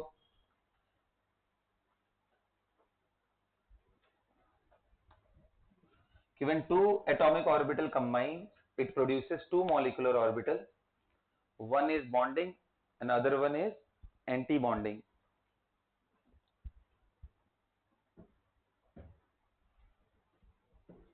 One is bonding, other one is anti bonding. चलो देखो, एग्जाम्पल आ जाते हैं फटाफट। देख बेटा, S और S मिला रहे हैं, 1s 1s, होमोन्यूक्लियर का केस लिया, दोनों का एनर्जी सेम है, ये दोनों कंबाइन करेंगे तो दो ऑर्बिटल बनते हैं, और एक का नाम होता है सिग्मा 1s और एक का होता है सिग्मा स्टार 1s। ये BMO है और ये ABMO है, एंटी बॉन्डिंग मॉलिक्यूलर ऑर्बिटल, और ये बॉन्ड स्टार जिस पे लगा हुआ है एंटी बॉन्डिंग का। सिग्मा क्यों? क्योंकि तुम्हें पता है कि यार ये दोनों कंबाइन करेंगे तो सिग्मा ही बनता है, पाई नहीं बनता है, इसलिए नाम क्या है? सिग्मा। तो अगर आपसे कोई पूछे कि चलो एनर्जी के हिसाब से आपने बॉन्डिंग और ये बता दिया, लेकिन पूछा जाए कि बॉन्डिंग कितने तरह के हो सकते हैं, तो types of molecular orbital MOs पूछा जाए तो आप बोलोगे sigma, sigma star, pi, pi star, del, del star. Depend करता है किस तरह की सिमेट्री ओवरलैप हो रही है, उस हिसाब से इतने सारे बनते हैं। तो sigma 1s, sigma star 1s। अच्छा, इनको देखना हो तो कैसे देखेंगे? बड़ा आसान है, याद करो मैंने तुम्हें बताया था कंस्ट्रक्टिव एंड डिस्ट्रक्टिव ओवरलैप। तो सिग्मा बनने का मतलब जब दोनों सेम फेज में आए, यानी ये न्यूक्लियस दोनों को बीच में ओवरलैप कर दे, और यहां अपोजिट इधर और इधर गायब कर दो, इधर प्लस और इधर। मतलब इसको ऐसे समझ लो कि जैसे एक प्लस और एक माइनस पास आ रहे थे तो इनका कॉम्बिनेशन हुआ तो बीच में डेंसिटी जीरो हो गई। इधर ये न्यूक्लियस है, ये डॉट डॉट क्या है? न्यूक्लियस। क्या समझ में आया? आ रहा है बस में? तो ये बना सिग्मा और ये बना सिग्मा स्टार। अब कहानी कुछ ऐसी है कि जैसे मान लो एक हाइड्रोजन और दूसरा हाइड्रोजन आ रहा है, इसका 1s इसका 1s आ रहा है, तो ये दोनों जब जैसे ही मिल गए, यहाँ इनका न्यूक्लियस है, इनके चारों तरफ अब सिग्मा 1s है और इसी के बियॉन्ड क्या है, sigma star. That's how it will look like. ऐसे 2s कंबाइन करेंगे तो सिग्मा 2s, सिग्मा 2s ऐसे ही बनाओ, थोड़ा और बड़ा, सिग्मा स्टार। अरे आ रहा है बस हम, है ना, जैसे एटम को विजुलाइज कर रहे थे वैसे सिग्मा स्टार 2s। अच्छा ये देखो, बॉन्डिंग में जो इलेक्ट्रॉन है वो दोनों न्यूक्लियस के कहीं बीच में ज्यादा डेंसिटी है। अब बताओ, ये नेगेटिव है, नेगेटिव प्लस से अट्रैक्ट होगा, ये नेगेटिव प्लस से अट्रैक्ट होगा, क्योंकि न्यूक्लियस में था प्लस। तो ये ग्लू की तरह काम करता है दोनों के लिए, बॉन्डिंग, इसलिए उनको जोड़ के रखता है। वहीं तुम देखो, एंटी बॉन्डिंग वाला यहां यहां पहुंच गया इलेक्ट्रॉन, ये भी एक दूसरे को रिपेल कर रहे हैं, न्यूक्लियस भी रिपेल कर रहा है, अट्रैक्शन का कोई चांस नहीं है, तो ये बॉन्ड तोड़ने का काम करता है। एंटी बॉन्डिंग में अगर इलेक्ट्रॉन डालो तो बॉन्ड टूटने की कैपेबिलिटी होती है, बॉन्डिंग में डालो तो ग्लू की तरह काम करता है, दोनों को जोड़ के रखता है। समझ में आया? इलेक्ट्रोस्टैटिकली मैंने तुम्हें शो कर दिया कि किनारे किनारे वाले सिर्फ रिपल्शन कर रहे हैं, जो बीच वाला है वो दोनों से जुड़ा हुआ है न्यूक्लियस से, इसलिए वो दोनों को अट्रैक्ट करके एक दूसरे के नजदीक लेके आ रहे हैं। Is that clear? ऐसे ही बेटा, क्या आपको पता है कि पी में कितने ऑर्बिटल होते हैं? 3 होते हैं। पी में 3 है ना, पी एक्स पी वाई है। ध्यान देना, सेम सिमेट्री वाली चीजें आएंगी। अब बात आती है कि सर सिग्मा तो आपने बताया था कोई बना सकता है, एक्स भी बना सकता है, वाई भी बना सकता है, एंड जेड भी बना सकता है, बस ओरिएंटेशन ऐसा होना। तो उन तीनों में से यहां पे कौन से ऑर्बिटल को लेते हैं, और नहीं बताओ? हाँ, नहीं बिल्कुल नहीं। एमओटी में हम लेते हैं पी जेड को। किसको लेते हैं? By convention Z axis is considered as sigma axis, internuclear axis. तो अब जेड को ले लिए तो पीजेड मिलकर क्या बनाएंगे? Sigma and sigma star. So PZ when combines with pz it forms sigma 2pz, अगर मान लो ये 2p थे तो, एंड सिग्मा स्टार 2pz। अब समझ गए ना बेटा? ऐसे ऐसे करके आ रहे हैं। अरे जेड एक्सिस को मैं ऐसे भी दिखा सकता हूँ, यहाँ प्लस यहाँ प्लस। अगर ये दोनों प्लस प्लस वाले फेज, ये माइनस माइनस वाले ऐसे आए तो सिग्मा 2pz ऐसे बनेगा, बनेगा ना? देखो बीच में इलेक्ट्रॉन डेंसिटी बढ़ जाएगी और किनारे किनारे कम हो जाएगी। ये क्या इसमें नोड नहीं है? लेकिन जितने पहले नोड थे 2, उतने ही अभी भी हैं, एक्स्ट्रा नोड नहीं बने।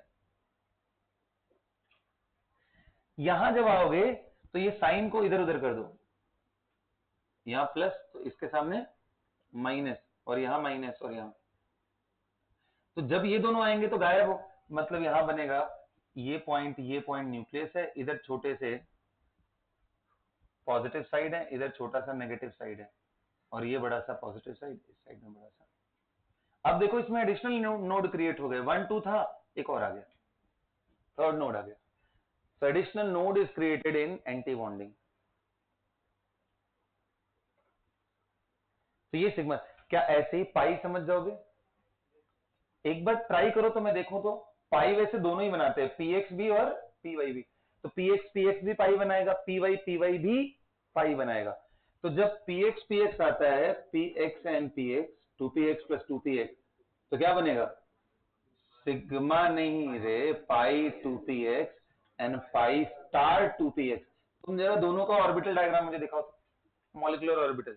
पाई 2px कैसा होगा, पाई स्टार 2px। ध्यान देना, जेड एक्सिस अगर ऐसे है, जेड एक्सिस अगर इसको मान लिया है, तो X axis and Y axis इसके परपेंडिकुलर होंगे। तो जब px लेके आ रहे होगे ना, तो ऐसे करके लेके आना, ऐसे लेके आना, ठीक है? चलो बना के देखो। एजम्पशन ले लिया, तीनों में से एक को मानना था ना सिग्मा, तो जेड को ले लिया। ले सकते थे, बट अब उसने जब मान लिया तो बात खत्म हो गई, उसके बाद हमें अपना दिमाग नहीं लगाना। जब कभी ऐसा बोलेगा कि you assume this, then you have to do. क्या हुआ? करो जल्दी करो।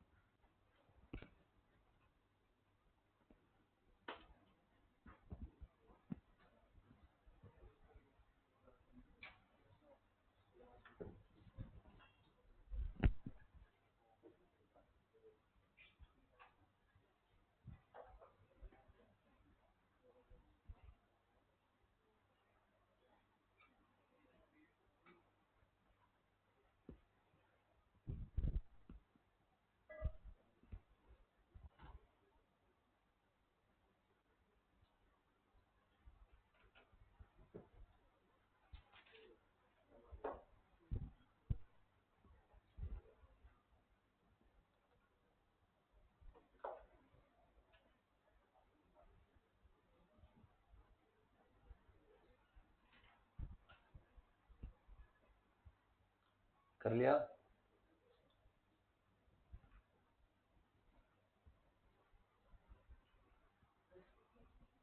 चलो कैसे बनाया, चलो देखते हैं।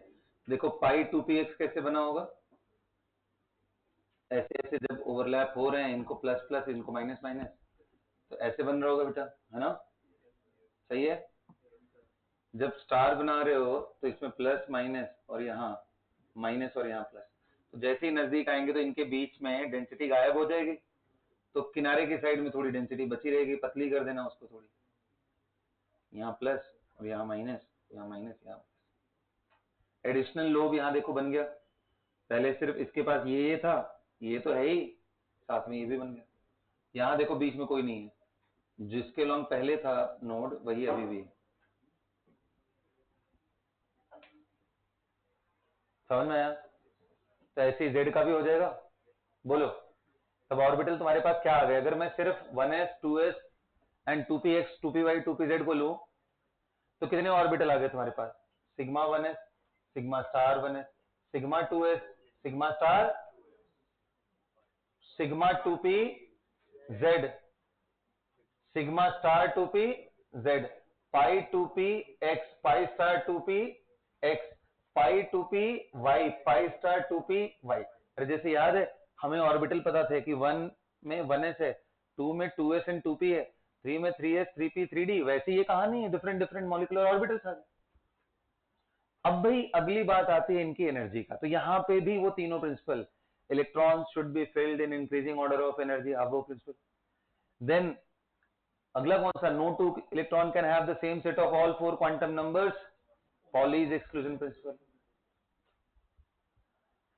अगर आइडेंटिकल एनर्जी यानी डीजेनरेट वाले आ गए तो उनमें इलेक्ट्रॉन को एक एक करके फिल करेंगे मैक्सिमम मल्टीप्लिसिटी के लिए, हंट्स रूल ऑफ मैक्सिमम।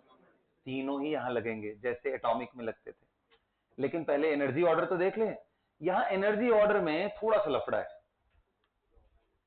सबके आइडेंटिकल नहीं है, दो सेट ऑफ मॉलिक्यूल्स के लिए अलग अलग है और एक जगह ही सिर्फ बदलता है वो। आइए आपको समझाता हूं, मैं इससे पहले डायग्राम बना दूं फिर समझाता हूं।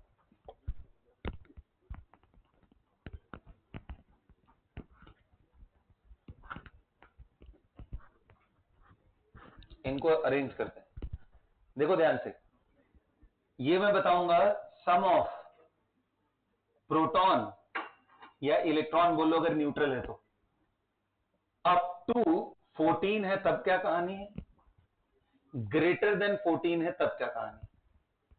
तो ग्रेटर देन 14 देखो एकदम नेचुरल सा है, जैसा होना चाहिए। देख ये 1s है, बता ये अगर एनर्जी का एक्सिस है तो 1s यहां होगा। दूसरे वाले भाई साहब 1s का दो ही क्यों ले रहा हूं, डायटॉमिक का डिस्कशन कर रहे हैं। ये दोनों आते हैं तो एक हायर एनर्जी और एक लोअर, ये जो लोअर एनर्जी है वही बॉन्डिंग है, सिग्मा 1s। जो हाई में चला गया वो, अरे बॉन्ड बनने का मतलब स्टेबिलिटी आना होता है ना। अच्छा 1s से ज्यादा एनर्जी किसकी होती है, 2s की, तो यहाँ 2s यहाँ 2s, ध्यान रखना ये एनर्जी का एक्सिस है। तो 2s कंबाइन करके sigma 2s and sigma star 2s। ऐसे अब 2p के तीन ऑर्बिटल हैं, px py and pz, px py and pz। इनसे तीन बॉन्डिंग एंड तीन एंटी बॉन्डिंग बनेंगे। सिग्मा एंड पाई में ज्यादा स्ट्रॉन्ग कौन होता है, जनरली सिग्मा, तो सिग्मा लोअर आना चाहिए, ज्यादा स्ट्रॉन्ग का मतलब मोर लोअर इन एनर्जी। तो ये जो सबसे नीचे आएगा उसका नाम क्या है, सिग्मा 2pz, और इसके ऊपर जो दो आएंगे वो कौन से हैं, पाई 2px और ये पाई 2py। अब भाई तुम लोग यहाँ पे px py and pz, px py and pz इनको लोकेट कर लेना। जैसे इसको बना रहे हो तो ऐसे से दिखा लेना डॉट डॉट, इनको बना रहे हो तो ऐसे दिखा लो वाई वाई, इनको बना रहे हो तो z। ऐसे तीन ऊपर आएंगे बेटा, बोलना। तो जितना स्ट्रांगली ओवरलैप उतना ही रिपेल भी करेगा, तो उतना ही ऊपर भी जाता है। तो सिग्मा स्टार सबसे ऊपर होता है 2pz, और ये pi 2px is equal to pi 2py, नहीं पाई नहीं पाई स्टार। ये होता है जनरल एनर्जी ऑर्डर। यानी अगर मैं बात करूं तो ऐसे लिखना चाहिए मुझे, sigma 1s, sigma star 1s, sigma 2s, sigma star 2s, यहां तक कोई गड़बड़ी नहीं। इसके बाद पहले कौन आ रहा है, सिग्मा 2pz। ध्यान रखना तीनों बॉन्डिंग के पहले आएंगे, फिर पाई एंड पाई। अब ध्यान देना यहाँ pi 2px is equal to pi 2py, क्योंकि इनकी एनर्जी बराबर है। तीनों बॉन्डिंग के हो गए, यहाँ ऐसे एनर्जी है बढ़ते हुए और इन दोनों के बराबर। इसके बाद एंटी बॉन्डिंग वाला कौन सा था, pi star 2px sorry is equal to pi star 2py, and इससे बड़ा कौन है, सिग्मा स्टार 2pz। क्या सबको समझ में आ रहा है? ये एनर्जी का ऑर्डर है यहाँ। अब सोच तेरे पास इलेक्ट्रॉन आ गए, मान ले O2 आ गया, से फॉर एग्जांपल O2 ले लेते हैं। O2 में कितने इलेक्ट्रॉन है? अब O नहीं है, O2 बन गया है। O2 को देखना 16 है, एक ऑप्शन 16। भरना शुरू करो। एक डब्बे में कितने इलेक्ट्रॉन मोटू? 2 इधर भर दिया, 2 इधर, 2 इधर, 2 इधर, कितने भर लिए? 8। फिर 9th 10th 11th 12th 13th 14th 15th 16th कितने अनपेयर्ड दिखे? कहां प्रेजेंट है? 5 स्टार में। That's why O2 is paramagnetic. O2 is. अब पूछा जाए तुमसे बॉन्ड ऑर्डर कैसे निकालेंगे, क्योंकि उसमें तो बॉन्ड बना के निकाल लेते थे, तो बॉन्ड ऑर्डर इसमें बोलते हैं देख, बॉन्डिंग में इलेक्ट्रॉन हो तो बॉन्ड बनाता है, एंटी बॉन्डिंग में हो तो बिगाड़ता है। तो bonding electron minus anti bonding करना, लेकिन 2 इलेक्ट्रॉन मिलके एक बॉन्ड बनाते हैं, तो divided by 2, half of bonding minus anti bonding electron. तो याद करने की जरूरत है क्या? कितना 11th में लगता है यही पहाड़ है, बाप रे, हाफ ऑफ एंटी बॉन्डिंग, ये कहां से आ रहा है? Bonding minus anti bonding by 2। सबको समझ में आ रहा है? This is how we calculate what बेटा, बॉन्ड ऑर्डर। अब बताओ मैं एंटी बॉन्डिंग से इलेक्ट्रॉन गायब करूं तो बॉन्ड ऑर्डर बढ़ जाएगा ना? तुम देखो जरा, काउंट करके देखो बॉन्डिंग के कितने हैं इसमें। ये बॉन्डिंग, ये बॉन्डिंग, ये तीनों बॉन्डिंग कितना हुआ? 6 और 4 10 हुआ। एंटी बॉन्डिंग बचा हुआ 16 से, तो 6 एंटी बॉन्डिंग, 10 माइनस 6 कितना आया? 4 बाई 2, 2 आ गया बॉन्ड ऑर्डर। O2 का बॉन्ड ऑर्डर 2 होता है। VBT से भी वही आता है, MOT से भी वही आता है। आ गया बात समझ में?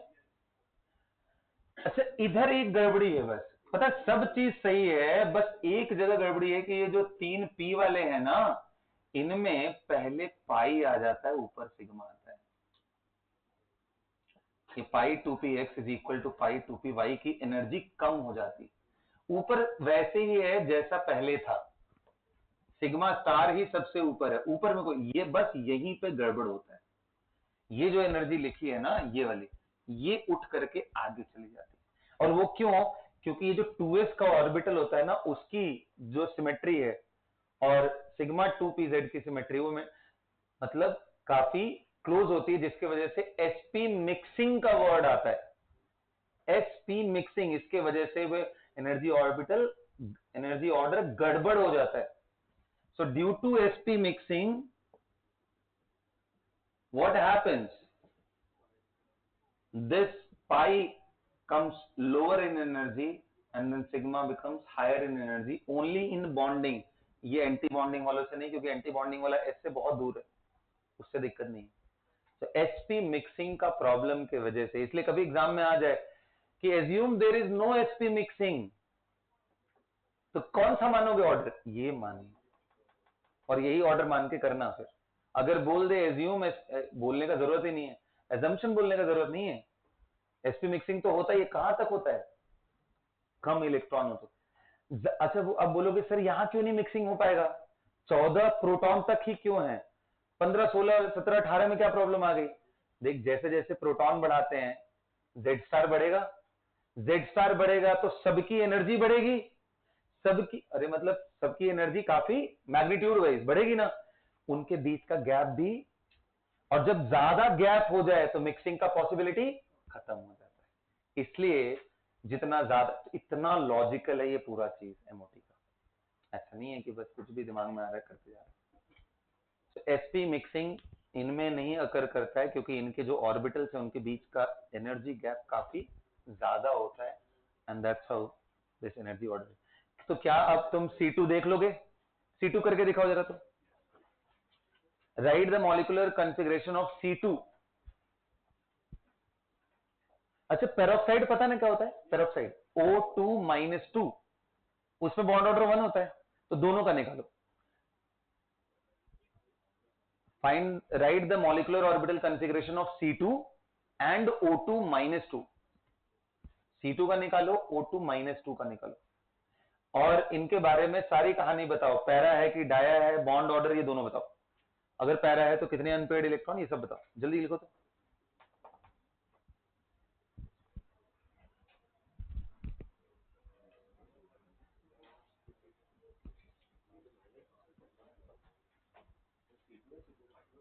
बस सिर्फ C2, और C2 में बॉन्ड ऑर्डर तो बताना है, और ये भी बताना है कि वो कौन से बॉन्ड है।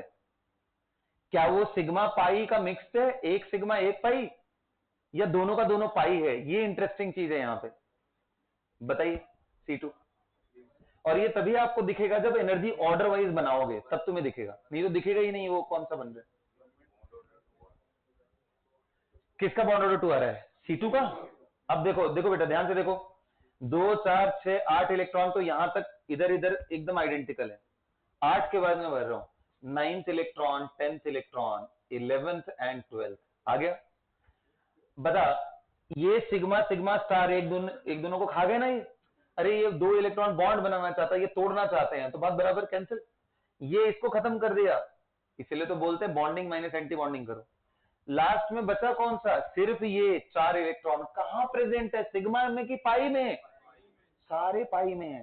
4 इलेक्ट्रॉन पाई के हैं, तो बॉन्ड कितने हुए? 2, और वो भी कौन से? पाई के। Interesting, very interesting that C2 exists, have bond order 2, and both of them are pi only. It is not mixed of sigma and pi. And this anomaly occurs only in these cases. ऐसा नहीं है सारे जगह। O2 में देखो sigma pi मिलेगा तुम। O2 में देखो, O2 का तो यही था ना कॉन्फ़िगरेशन। देखो यहां तक सब एक दूसरे को खत्म कर चुके थे। इसका सिग्मा सिग्मा स्टार में कोई नहीं है, तो सिग्मा बॉन्ड भी बचा रह गया, 2 electron equal to 1 sigma bond. इसके पाई के 4 इलेक्ट्रॉन थे, पाई स्टार में 2, तो 2 यहां से गायब कर दो, कितना बचा? 2 इलेक्ट्रॉन पाई का बचा इफेक्टिवली, तो 2 डिवाइडेड बाई 2 करोगे, यानी सो 1 सिग्मा 1 पाई। यहां दोनों के दोनों। और मजा आएगा, पता है, B2 करके देखना। B2 में एक ही बॉन्ड है और वो भी सिर्फ पाई है, क्योंकि B2 भी तो इधर ही वाले केस में आएगा। B2 में कितने इलेक्ट्रॉन है? अरे बोरॉन का 5, दूसरे बोरॉन का 5, मिला के 10 हो गया। 10 मतलब लेस देन 14 हुआ, तो ये वाला एनर्जी ऑर्डर आएगा। 10 देखो, 8 तक तो हमने यहां तक भर लिया था, 9th एंड 10th खत्म हो गया, दोनों पाई में ही। 2 डिवाइडेड बाई 2 बॉन्ड ऑर्डर बना गया, और एक बॉन्ड ऑर्डर आया, और वो भी क्या है? पाई। है ना इंटरेस्टिंग? तो B2, और मजेदार बात, Na2 बनता है, Li2 भी बनता है। बोलो, Na2Li2 करके देख लेना, इसी कॉन्फ़िगरेशन से तुम्हें दिखेगा। अच्छा, इससे एक्सप्लेन करोगे तुम्हें क्लियर पता चलेगा हीलियम क्यों नहीं बनता है He2, क्योंकि बॉन्ड ऑर्डर 0। देख, 2 इलेक्ट्रॉन यहां, 2 इलेक्ट्रॉन यहां, 4 थे, बॉन्ड एंटी बॉन्ड। जब बॉन्ड ऑर्डर 0 हो, मतलब कोई अट्रैक्शन है ही नहीं, तो वो एटम के फॉर्म में रहते हैं। So this is the whole hypothesis. कभी सवाल आते हैं कि बताओ H2 प्लस NH2 माइनस दोनों का बॉन्ड ऑर्डर तो सेम है। H2 प्लस, 2 इलेक्ट्रॉन में से एक निकाल दो, H2 प्लस बन गया, bond order half. H2 minus, 3 electron हो गए, 2 यहां एक यहां, उसका भी बॉन्ड ऑर्डर हाफ। अब उन दोनों में ज्यादा स्टेबल कौन है? तो बोलते हैं the moment you add anti bonding electron, stability decreases even if the bond order are same. तो पहली चीज बॉन्ड ऑर्डर देखते हैं, और दूसरी चीज क्या देखते हैं कि इलेक्ट्रॉन जो एक्स्ट्रा ऐड हुआ है वो कहां ऐड हुआ है? एंटी बॉन्डिंग में ज्यादा इलेक्ट्रॉन, मतलब कम स्टेबल। ठीक है, तो बेटा इसी के साथ आपकी VBT NMOT दोनों खत्म हो गई। आइए थोड़ी सेकेंडरी फोर्सेस के बारे में मैं आपको एक आउटलाइन देता हूं, एंड खत्म करते हैं आज का कहानी। Secondary forces,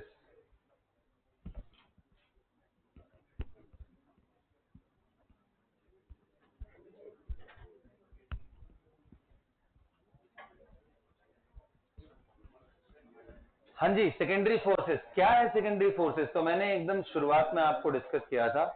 bond force of attraction है जो एटम्स को होल्ड करके रखता है एक मॉलिक्यूल के अंदर।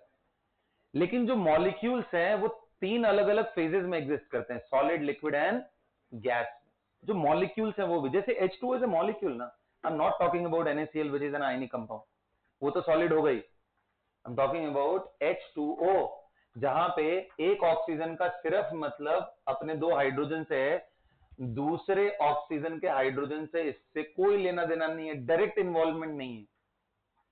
तो जब ऐसा है कि ये इसके साथ बॉन्ड नहीं बना रहा है, तो ये कॉम्पैक्ट स्ट्रक्चर में कैसे होते हैं 0 डिग्री या उसके नीचे? ये वाटर आइस में क्यों कन्वर्ट होता है? ये सॉलिड क्यों होता है? और 100 डिग्री तक ये लिक्विड में क्यों होता है? जब भाई इसका इससे कोई बॉन्ड नहीं बना है, तो ये लिक्विड क्यों रहता है? क्यों नहीं है गैस? क्योंकि जब इसका इससे बॉन्ड नहीं है तो इनको गैस की तरह रहना चाहिए, बिल्कुल कोई मतलब नहीं है तुमसे, दोनों मॉलिक्यूल एकदम इंडिपेंडेंट है, गैसेस फॉर्म में रहे तो सारे कोवेलेंट मॉलिक्यूल गैस होने चाहिए, नहीं होता है। क्यों? क्योंकि इसमें और इसमें सेकेंडरी फोर्सेज हैं या सेकेंडरी बॉन्ड है जो डेवलप होता है, वो ना तो कोवेलेंट है ना तो आयनिक है। तो वो क्यों डेवलप होता है? वो डेवलप होता है, देखो 2-3 नाम बताऊंगा, ध्यान से सुनना। सबसे पहला डाइपोल, डाइपोल, और इसी का स्पेशल केस है हाइड्रोजन बॉन्डिंग। दूसरा केस है आपका लंदन फोर्सेस, बस और कुछ नहीं है, बाकी सब तो पानी के अंदर है, मैं मॉलिक्यूल की बात कर रहा हूं। आयन डाइपोल तो वाटर के अंदर आएगा ना, आयंस दिख रहा है, डाइपोल दिख रहा है, बस यही 2 फोर्सेस मॉलिक्यूल्स में ऑपरेट होंगे। और तुमने 2 तरह के मॉलिक्यूल को मिक्स कर दिया तो तीसरा डाइपोल इंड्यूस्ड डाइपोल आ जाएगा, बस यही कहानी। लंदन या डिस्पर्शन फोर्सेस। अब तुम थोड़ा समझ लो डाइपोल क्या है, तो बताओ डाइपोल कहां मिलता है? जब मॉलिक्यूल पोलर हो। बताओ HCl पोलर है या नॉन पोलर? पोलर है, तो यहां डाइपोल मिला प्लस एंड माइनस का, तो जब डाइपोल मिला यहां प्लस और यहां माइनस का, तो तुम दूसरे HCl को लाओगे तो वो भी, तो क्या डाइपोल डाइपोल अट्रैक्ट नहीं करेंगे? अट्रैक्ट करेंगे ना, प्लस माइनस है। ये ऐसे भी अट्रैक्ट कर सकते हैं साइडवेज, ऐसे वाला भी। ये सारे अट्रैक्शन कौन से है? अच्छा ध्यान देना, इन दोनों का फोर्स आप फिजिक्स में निकालोगे, डाइपोल का डाइपोल से फोर्स कैसे निकलता है? जैसे एक पॉजिटिव चार्ज का एक नेगेटिव चार्ज का जब हम फोर्स निकालते हैं तो उसका ऑर्डर आता है K(Q1Q2) अपॉन R²। इसका एनर्जी आता है, पोटेंशियल एनर्जी, K(Q1Q2)/R। समझ रहे हो मेरी बात? यहां पे ये अट्रैक्शन में नीचे पावर बदलते हैं। ये आप बताओगे इलेक्ट्रोस्टेट में कितना होता है, मैं तो शेयर कर दूंगा वैसे। R पे पावर 6 तक जाते हैं, समझ गए ना? मैं डाइपोल डाइपोल की बात नहीं कर रहा हूं, लंदन फोर्सेस इंक्लूड करते हुए बता रहा हूं। अब ये आप बताना किस तरह से। एक आयन का, इसका मैं बता देता हूं, एक आयन का डाइपोल से जब तुम फोर्स निकालते हो, आयन डाइपोल का, एक फिक्स आयन हो एक डाइपोल, तो इनमें जो फोर्स होता है, यहां R² है ना, वहां R³ होता है, तो पोटेंशियल एनर्जी एक आर कम हो जाएगा हमेशा, क्योंकि F into D R potential होता है, इंटीग्रेट करोगे एक आर गायब हो जाएगा, तो R² इंटरेक्शन होगा। ध्यान देना, केमिस्ट्री में पूछे कि किसके प्रोपोर्शनैलिटी में है, नीचे R है या R² है या R³ है या R पे पावर 6 है, तो उसका मतलब फोर्स नहीं, उसका मतलब क्योंकि केमिस्ट्री में मोर इंटरेस्ट लो का एनर्जी में होता है, नॉट ऑन द फोर्सेस, कितनी एनर्जी लगेगी इनको दूर करने में, समझ रहे हो ना? Unless he is mentioning the word force, अगर उसने इंटरैक्शन मतलब potential, bye interaction word use करे तो आपको क्या समझना है? Potential. Is that clear everyone? तो ये था डाइपोल डाइपोल। अब बताओ, इससे तो चलो फिर भी समझ में आ गया कि चलो पोलर पोलर क्यों लिक्विड में हो सकते हैं, क्योंकि फोर्सेस है, सेकेंडरी फोर्सेस है ना। लेकिन बेटा ऐसे बहुत सारे नॉन पोलर मॉलिक्यूल हैं जो भी लिक्विड होते हैं, जैसे benzene is a liquid. Benzene non polar है कि पोलर है? रूम टेम्परेचर पे ये लिक्विड होता है। अब यार यहां कौन सा फोर्स आ गया, यहां तो प्लस माइनस वाला भी नहीं। सिर्फ इतना ही नहीं, अरे मैं लिक्विड छोड़ यार, मैं तुझे बता रहा हूं, देख हाइड्रोकार्बन 17 कार्बन से ऊपर ले लो तुम, 17 कार्बन से ऊपर, सिर्फ कार्बन हाइड्रोजन, ये नॉन पोलर होता है, 17 से ऊपर ले लो, सॉलिड बन जाता है ये, इतना फोर्स है। वो कौन सा फोर्स है जो इनको भाई, कौन सा सेकेंडरी फोर्स है? उसी का नाम है लंदन एंड। मैं उसका एकदम सबसे छोटा फॉर्म बताता हूं आपको, सबसे छोटा एटम बताओ जो बॉन्ड ना बनाता हो। हीलियम, हीलियम है ना। हीलियम को 4 केल्विन के आसपास लिक्विफाई किया गया है। सबसे कम बॉइलिंग पॉइंट किसका होता है? हीलियम का। जितने भी स्पीशीज नोन है उनमें सबसे कम बॉइलिंग पॉइंट किसका है? हीलियम। हाइड्रोजन का उससे काफी ज्यादा होता है, हीलियम सबसे कम है, उसमें फोर्सेस सबसे कम है, लेकिन फिर भी वो लिक्विड कैसे बना? चल मैं इतना नीचे गया, लेकिन फोर्स रहे तब तो यार, वो तो पोलर थोड़े। तो बोलते हैं बेटा कि जब तुम हीलियम को लेके आते हो ना पास में, एकदम पास में, तो यहां थोड़ा मोमेंट बाई मोमेंट उनके इलेक्ट्रॉनिक डिस्ट्रीब्यूशन को देखो तो फिर समझ में आ जाएगा। तो ये बताओ, इलेक्ट्रॉन तो मूव कर रहा है ना, प्रोबेबिलिटी क्लाउड है। किसी पर्टिकुलर मोमेंट पे किसी एक हीलियम एटम में अगर इलेक्ट्रॉन इधर की तरफ, किसी एक पर्टिकुलर मोमेंट, मतलब टाइम डिपेंडेंट मैं वेव फंक्शन की बात कर रहा हूं, किसी मोमेंट पे अगर इलेक्ट्रॉन इस साइड है तो इस साइड में स्लाइटली नेगेटिव आएंगे और इस साइड स्लाइटली, अरे ये ट्रू पॉजिटिव नहीं है, स्लाइट है, डेल्टा डेल्टा डेल्टा। और ये दूसरा वाला अगर इसके नजदीक है तो कितने लोग करें? ये प्लस इसके माइनस को अपनी तरफ लाने की कोशिश करेगा और इधर, लेकिन ये अगले ही मोमेंट पे इनके घूमने की वजह से ये रीडिस्ट्रीब्यूट हो जाएगा। इसको बोलते हैं लंदन फोर्सेस, डिस्पर्शन फोर्सेस। और ये दुनिया में हर मॉलिक्यूल के अंदर होता है, क्योंकि जब इनमें हो गया तो इलेक्ट्रॉन का डिस्ट्रीब्यूशन तो H2O में भी होगा, H और O में भी, कार्बन में भी होगा, हाइड्रोजन में भी होगा, हर जगह होगा, हर जगह है। तो ये देखो जो छोटा सा जो फोर्स डेवलप हो रहा है ना, यही लंदन फोर्स है। अच्छा, ये पूरे पूरे बनाना पड़ेगा सब जगह, तब तुम्हें दिखाई देगा कि ओवरऑल कैसे बने। तो लंदन फोर्सेस इस बात पर डिपेंड करते हैं कि कितना इनके बीच में कांटेक्ट है, कितना आसानी से ये प्लस इस माइनस को इंड्यूस कर पा रहा है, मतलब पोलराइज कर पा रहा है। समझ रहे हो? लंदन फोर्सेस किस पे डिपेंड कर रहे हैं? एबिलिटी टू गेट पोलराइज्ड, क्योंकि ये प्लस आया और ये इसको इंड्यूस ही ना कर पाए माइनस को, ये पोलराइज ही ना हो तो, ये पोलराइज ही ना हो तो फिर ये फोर्स ही नहीं आएगा, क्योंकि यहां प्लस और यहीं भी प्लस हो गया तो रिपेल कर जाएंगे, गड़बड़ हो जाएगा ना। तो इस एबिलिटी पे डिपेंड करता है। हीलियम स्फेरिकल है, सबसे छोटा, और उसका s इलेक्ट्रॉन है, सबसे कम पोलराइज होने का चांस है s ऑर्बिटल के इलेक्ट्रॉन का, इसलिए सबसे कम बॉइलिंग पॉइंट इसी का होता है। इससे छोटा कोई एटम, जैसे जैसे तुम एटम बढ़ाते जाओ, F2 भी नॉन पोलर है, Cl2 भी नॉन पोलर है, Br2 भी नॉन पोलर है, I2 भी, सब के सब नॉन पोलर। एटम बड़ा होने से, ब्रोमीन बड़ा होने से क्या होगा कि ब्रोमीन के जो ऑर्बिटल्स है, दूसरे ब्रोमीन के ऑर्बिटल ये इतने दूर तक डिफ्यूज है कि इनका मोमेंटरली डिस्ट्रीब्यूशन की वजह से इनके वाइडर रेंज में फोर्सेस डेवलप होंगे। जितना सरफेस एरिया कांटेक्ट में हो उतने छोटे छोटे डाइपोल बनेंगे, यहां प्लस बना तो यहां माइनस, यहां माइनस बना तो यहां प्लस, ऐसे से। तो जितना ज्यादा एरिया, इसलिए देखो आयोडीन सॉलिड होता है।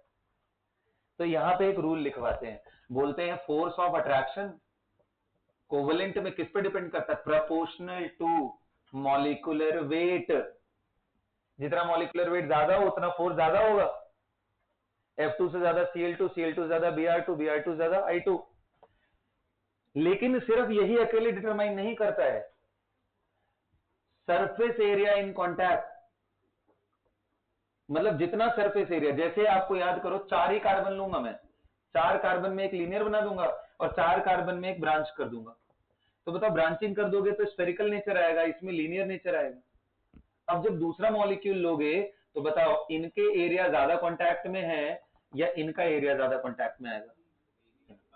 तो यहां जितना कांटेक्ट उतने छोटे छोटे डाइपोल्स बनना, डिस्पर्शन वाले, उतना फोर्स। इसलिए लीनियर आइसोमर्स का बॉइलिंग पॉइंट ज्यादा होता है, जो स्फेरिकल टेंडेंसी में आते हैं उनका बॉइलिंग पॉइंट कम। आइसोमर है, सेम मॉलिक्यूलर वेट, इसलिए मैंने बोला कि सरफेस एरिया देखो तब जब मॉलिक्यूलर वेट।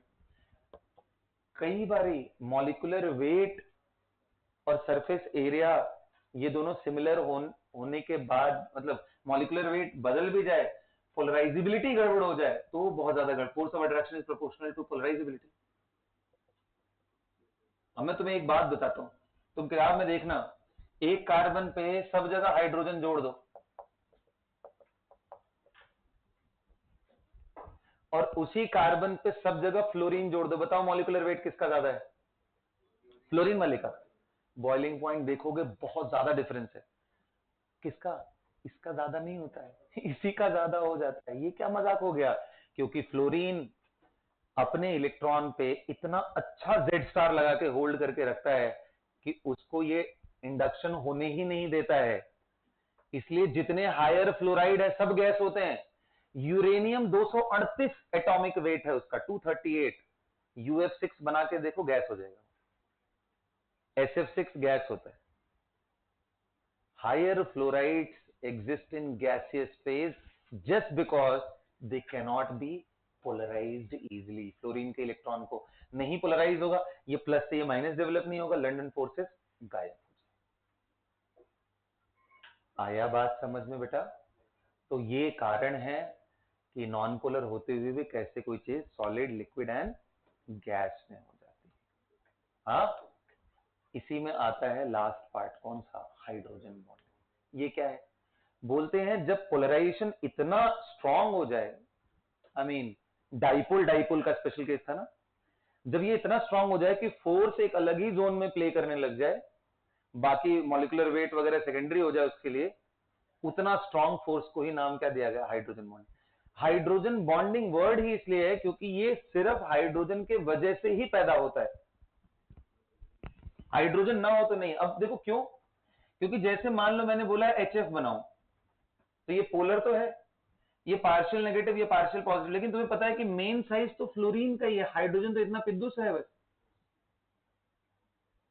तो हाइड्रोजन पे चार्ज जो प्लस आया, F और H, इनके बीच में जो अट्रैक्शन डेवलप होगा वो बहुत ही हाई इंटेंसिटी का हो जाएगा, क्योंकि हमें पता है कि force proportional to product of charge, inversely proportional to size.